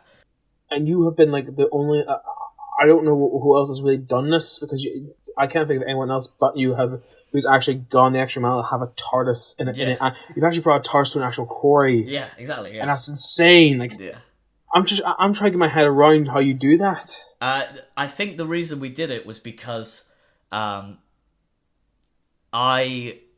personally don't like CGI one bit. Even when we didn't have a TARDIS interior, we never green screened it because it's just not my thing. I know you've done it in the past. I know many fan film channels have done it in the past. It has to be real. I can't render in a 3D model in the background. That has to be in the flesh. It has to look authentic. It has to look like... It's like when people do film instead of digital. It has that moment where you look at it and go, there's something about that that's... You want to feel its presence. Like it may be fine to the viewer, but you want, as the curator, you want to be able to feel it in that scene. Yeah. And I do think, personally, I'm glad you brought it up, and as film students, we admire that, but I think most fans will look over that and go, oh, the TARDIS has landed, let's go on an adventure. And I've spent hours assembling it, putting it there. I've done 20 shots of them leaving and entering it or whatever, and it's like, the fans will go, oh, that was cool. And I'm sat at my PC going, oh, that time and effort. Going into legal actions about it, not legal actions, that sounded like a threat. In the past, when we've contacted various things like the film office, we let them know, hey, we're bringing a very large set piece. Because we don't want to sound nerds. Like, we're bringing a TARDIS. He's like, we're bringing a large set piece. And they often ask questions like, how's it held together? How is it supported? Is it likely to fall over and hurt a member of the public? And we're like, no, it's fine. It's absolutely fine. It comes apart in... How many pieces does it come apart? There's the base. There's 2 side walls, but they've got a door hinged on either side. So they're 1.5, you could say. A back wall. Each police box sign comes off. There's a roof and a light. So, what is that? 9 pieces? 10 pieces? It's all bolted together. We've also recently, I don't want to spoil stuff, for those of you who are in our Discord, in the Ambient Homeland Discord, we've just bought a backdrop, our own custom backdrop of our TARDIS interior. So we don't need to worry about green screening that anymore. And it also allows us to film freely, because in the past we've kind of only filmed from the side because you don't want to look in and it's obviously it's a box. Now, it doesn't matter. It's there. You can see it. Yeah. It's there. And long distance shots as well. You just see the doors open and you go, it's there in the background. It's distorted, but it's there. Is someone ringing me? See it, yeah. Why is Joe ringing me? Never mind. Go away, Joe. We're doing the Overton Audios podcast. I told them I'm on podcast. Priorities! So yeah, they often inquire a lot about like the size and the weight of it. Does it fall over easily? It was also built with the vision of it coming apart. I said to myself, I'm not going to build something that's set in stone. I'm not going to paint it with waterproof paint so that it can sit out for days on end. I said to myself, this is going to be flat pack. We're going to get this. We're going to measure it so that it can fit into a vehicle that we often. It's a friend of a family member's vehicle. It's not a van, but it's not a car. It's like a big kind of people carrier, you know, when you go on holiday. But they just take out all the seats, slide it in. Easy. So it's a production safe Tardis model. That's the ideal model. Because the Tardis we use for DW 2012 is obviously it's permanently rooted to where the set is. They can't take it out. Yeah. Despite the fact we wish we could just rip it from the walls and plant it somewhere. Yeah. It's not feasible.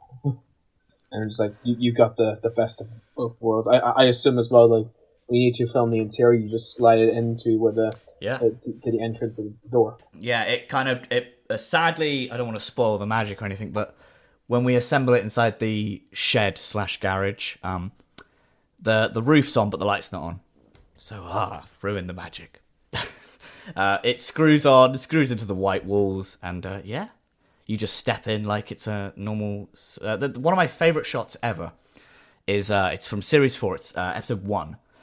I do a transition shot where, I know we're in a podcast, it might be hard, I've got to explain this, even though I'm visually cueing it, but we kind of do a panning motion of the Deacon heading to the TARDIS door. And I kind of do a wipe with my hand. I just put my hand slightly over the lens, so much so that it's just it's a blur of darkness. And then a couple of weeks later, we're filming it at a Victoria Park in Bath, and I do a close-up looking at the police box from the outside.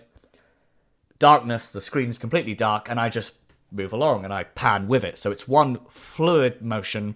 You're in the interior, you're walking with a character, transition wipe, and you're outside, and you're like, well, that's pretty cool. It's small things like that. It has to be practical. Yeah. It has to be practical. Yeah, what I've noticed with you is that you're a very practical filmmaker. You like things there. There's never been there's never been too much CGI in your series. I'm guessing that's more of a creative choice as well. Yes. And it's kind of I don't know if it's I'm not able to do it. I think that there are parts I can do with CGI. I don't think I could make it so realistic that I could CGI in an alien or a werewolf or something like that, like in Doctor Who. But it's mainly that kind of classic Who vibe where they were costumes and they were actors in them, and you know that they were sweating and breathing in all types of fumes that they probably shouldn't have in those kind of. There's just kind of that feel of it. There's a I wouldn't say it's grimy, but it's, what's the word? It's real. That's what it is. It's suffering. It's suffering as a team. It's suffering for art. Yeah. So it reminds me of when we filmed for the film, the Fall of the Doctor film. We filmed in one of the hottest days in UK, which was only 3 degrees. Dom, the Purple Doctor, was playing Ice Warrior. Yes. And you could swear to God he had a heat stroke. He says, he was fine, but he was deluded for most of the day. Oh dear. And I was thinking to myself, that's a man who's suffering for his art. That is, and I admire that. I admire that a lot. You admire it. At the same time, you gotta admire it. You can't really think, it's like, you should have probably took him to hospital. Yeah. And that's the one thing I do like about all fan filmmakers, regardless of if it's the most popular fan film ever, or if it's just you're starting off, you're 8 years old, you're filming with your dad, your mum. It's that kind of that drive, that inspiration. I see people at the moment, like sometimes, I don't know if you ever do this, type in Doctor Who fan film, go to the filters, uploaded recently, and I go through them. I want to see what people are making who still might be popular, might not be as well known popular, and just seeing, like, sometimes I see myself in them, I go, oh, that's me when I was 12, or sometimes I go, that kid's 8 and he's doing better than me, and I'm like, oh, how did you do that? It's crazy. I feel saying this generation it's gone IPS quickly. Yeah. I don't know if you use DaVinci as well. Do you ever use DaVinci to edit? I've never used DaVinci for editing. I have used it once for grading. Yes. I haven't used it for editing. I've not used it yet, but my friend Tom, one of the main DOPs on this series, he said it kind of scared him, in a good way, how anyone can have that software. It's free and it's at anyone's disposal. And it makes you wonder what films will look like in 10 years. The fact that kids are colour grading at 8 with high-end technology. Like, it's crazy to think that. You're like, well, hopefully they're only going to get better, but it makes you feel like, I guess it's just kind of moving in a way. Yeah, because films these days are being made and being edited on the free version of DaVinci. Oh, really? Yeah, like you can. I can't. There's one on top of my head. I'll have to Google it later, but it's mad how we're entering this generation where anyone can be filmmakers.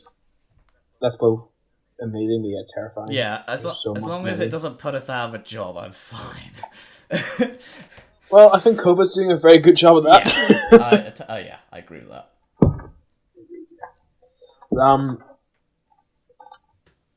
What's happening here? Like you also have going back to the fan film series because been a wee tangent there, but bring it back. You also have a physical Tardis set. Yeah, and the interior. Yeah, the interior. Oh, thank you. Tell us about that because it has levers and switches that actually do control lights. Yes, that's right. So tell us about that, the process, designing process of that console room. Just like the police box, it took us a long time to get this off the ground. Like, designs for that police box, both exterior and interior, was like 2014. We didn't get it done until 2017. I don't know if that's just laziness or just the fact that it was such a big project we never thought we could do it. The interior, I was very fortunate that my father is an electrical engineer. So when it came to wiring up anything... sorry. Most people, like TARDIS interior, I'll just buy a bunch of lights that are already... they're sold, screwed together, wired together, they've got a battery pack, you change the battery every other couple of weeks. Fine, you put that in your TARDIS. But with my dad, it's straight into the mains, it runs... I can't remember what volts it runs on. Not enough to kill you, don't worry. You're not going to touch that volt panel. But we're very fortunate that he was able to do that. He did add things that I didn't really want in it. Like you said, some buttons and stuff, they make noises. But they don't make TARDIS noises. They just make kind of the generic kind of beep, boop, boop. And you're like, I didn't need that, Dad, but I appreciate it anyway. It makes it fun when we're not filming to just run around with it. I don't know how I feel about the interior personally. I've had criticism of it. I don't know if I've ever truly stopped to think about it or take any of it to heart, but there are moments where people go, well, the centerpiece is a bit small. Or they go, oh, there's not actually that many buttons. I guess it's all just... If my TARDIS not being the best inspires people to go on and make even better, I'll take it. I'm glad to be part of that cog in the machine, but it's my TARDIS. Yeah, and plus, I mean, how many of those comments do you think are from people who actually tried to build the TARDIS? It's true. Yeah, and I can't say anything because I've never tried to build one, so I can't really say. I just admire anyone who actually has tried and succeeded, and I think it's same here. It's just, you do so much for this fan film, and it's just crazy. This ambition. So, last question. I think that will leave you on this here one. This is usually when I ask you what's your favorite ever episode, but did you like Subversion of Expectations? I'm going to ask what's your least favorite episode? Of mine or of who in general? Yeah, because you talk about some episodes you wish you'd go back and film. I'm wondering which one of those are you going to leave the viewers on to go back and... And then you can follow that up with your favorite episode that we want to know. My least favorite episode ever that I've ever made is called... What is it called? I think it's called Masked in the Shadows. It's a Series 3 episode. I don't want to go into too much detail, but 2016 was a difficult time for me, personally. Where is Series 3? Is it?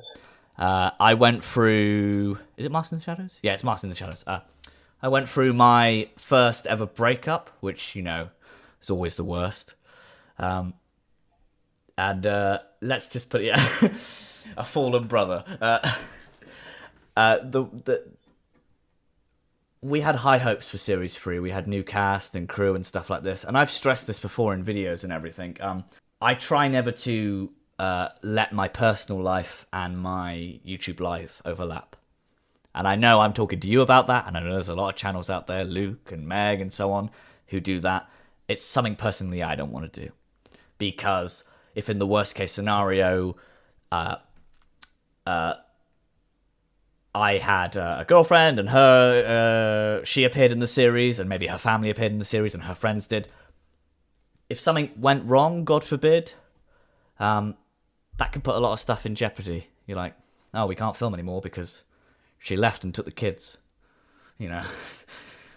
so to speak. The kids being future film prospects. Yeah, the kids being the many cats I own. They took the cats. But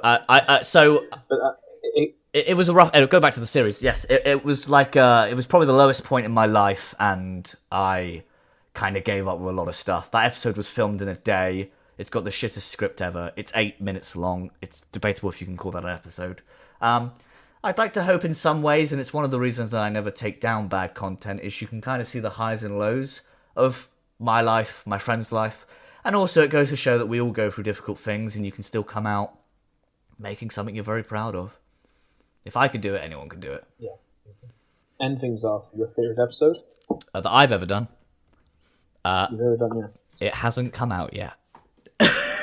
It hasn't come out. Okay. Okay. Let me reword that question. Your favorite episode that has been released.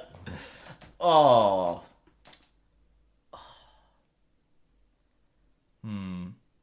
I would probably have to say...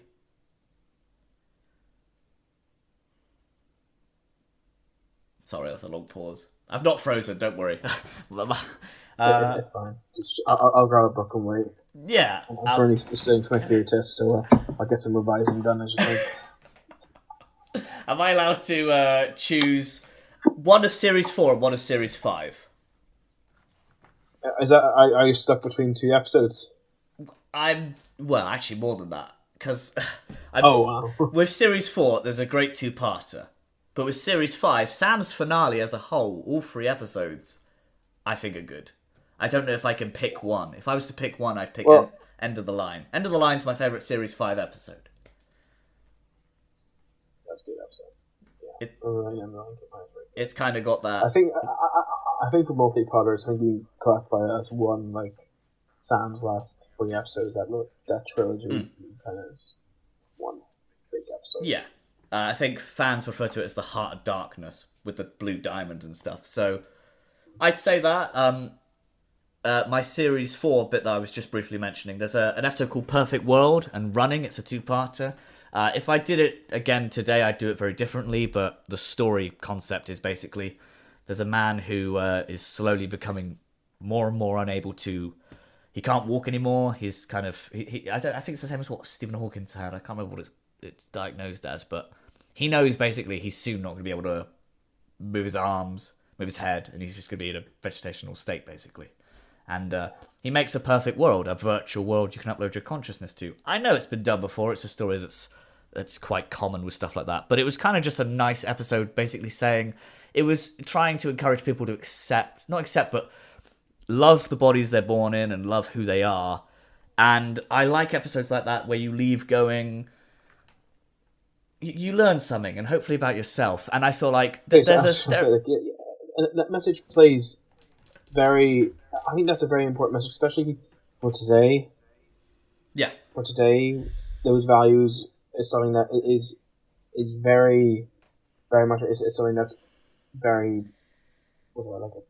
appreciate. We need those sort of values these days. And I think that's very important. And I also feel like, not going too stereotypical, but personally... Doctor Who fans may be kind of stereotypically nerdier, weaker. They might get put in categories of disabilities or autism, and they may get mocked for that. And an episode like that is very encouraging to say, love yourself. Love yourself before you love someone else. That's another good quote. And just kind of go forward knowing that, you're in this for the long run, and I don't really know where I'm going with this. I wish I could say something moving. I wish I could end this podcast on, you love yourself. You know, you're the best person ever, and you're the best person that you've ever met. That kind of stuff. I think that'll do I it. think that's a good place to end anyway.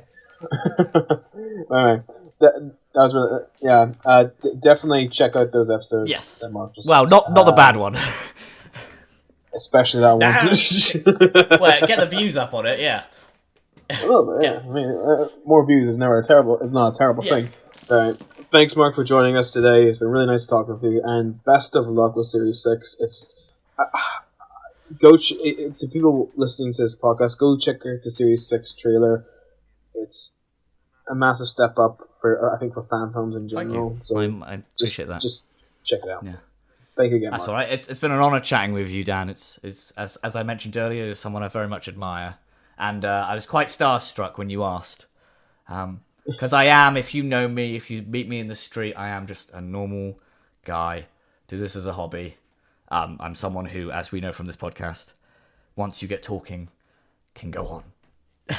Oh, indeed. And we're nearly 7 minutes into this half an hour I told you we can have. Oh. So, I mean, back to future me who will record the next audio podcast segment with Connor. Back to them. And I don't think I mentioned this in the podcast, in the actual podcast, but Series 6 will be coming to the channel at some point in 2021.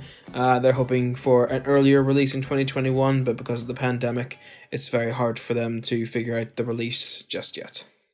Yes. But anyway, very interesting. It's a very good series as well that they produce, and especially since we talked about a lot about DW 2012, it was nice to talk about another Universe's fan film series. Yeah, definitely. It's like we said in the beginning of the podcast, is that we're always very open to any creator, being whether or not they want to be involved in whatever we're making, or we're involved in whatever they're making. We're always very open to it, aren't we? And even Indeed then, even then, I know we mostly talk about DW 2012 content or Overton Audios content. That's my fault for making too much. But when things calm down next year, as we spoke about back in August, we'll have time to be able to, maybe we could even do like highlight showcases or something like that. Like, we know that obviously John and Harper, he's got his own audio drama channel, Dark Design Dramas, where we could have a talk with him at some point about what he makes. Absolutely, and I can think of a couple other creators I would love to bring on the podcast. I won't name them right now because that could fall through, but yeah, it'd be nice to get other creators to talk about their universes, their content. I just I realised what I said earlier, by the way. When I said earlier, we don't necessarily have to set a date for 2016. We do. I've just realised in the back of my head that it actually comes out in the month that this podcast comes out. Oh. Literally, people walking in and disturbing us has genuinely thrown me off the entire recording. I don't know about you, but like literally... Same here. Because we've not been in the zone, it's thrown me off completely. So this, I mean, luckily most of the podcast is us talking to other people when we are in the zone, but us two talking to each other has just turned into a massive shambles.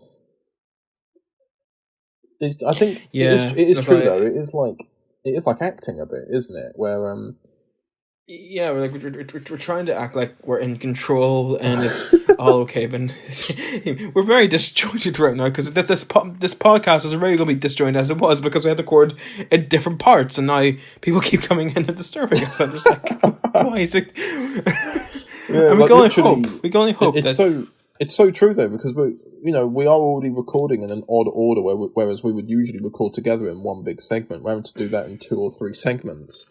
I mean, this so far, we've gone in between everything so far, but now we're just looking at this going, okay, and then trying to make sense of what we're trying to piece together, and on top of that, everybody coming in and talking to us about something completely different to what we're trying to figure out in our heads, and then we have to restart ourselves, but we can't because we're recording.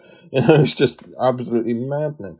Well, I think one of the highlights as well, even though it was disjointed, it was nice to have a cameo from Anna. Yeah. we definitely have to get her on the podcast at some point. But anyway, you were saying about 2016?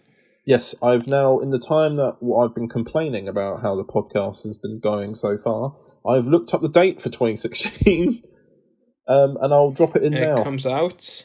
Yeah, it comes out, the trailer is released on the 18th of November, almost a month from today as of when we're recording this, and the first episode will be coming out on the 21st of November. See that, from now on, we've technically entered, even though we're still in 2020, we're actually entered the way that we're going to be doing the 2021 schedule, because 2016 is being released weekly, rather than at the moment with the final act. The final act is being released bi-weekly, and the final act is actually the last bi-weekly release of the year, because then, obviously, there's the Halloween special, which is a two-parter, and obviously as those of you who listen to it will know, it came out on the same day. The release for the Federation War is also on the same day.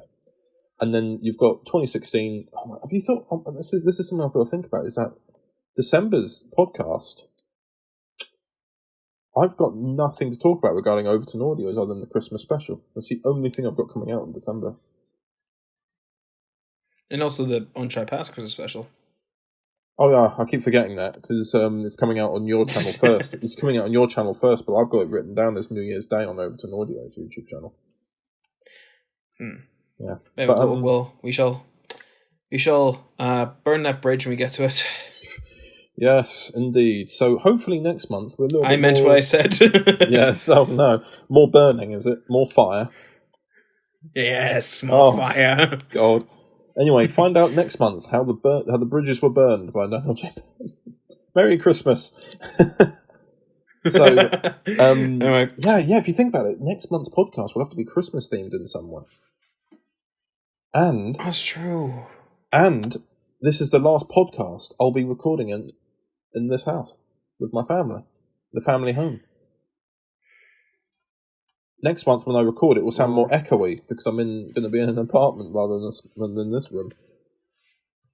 That's true. So yeah, take it in for a moment, Daniel. Like I am. There we go. Anyway, moving on. Remember you. So yeah, that is the conclusion of this interesting podcast. It's very interesting indeed. Well, I mean, if anything, it does actually accurately reflect the moving process. You've just come out of moving everything into another room, and I'm moving my life to a different location.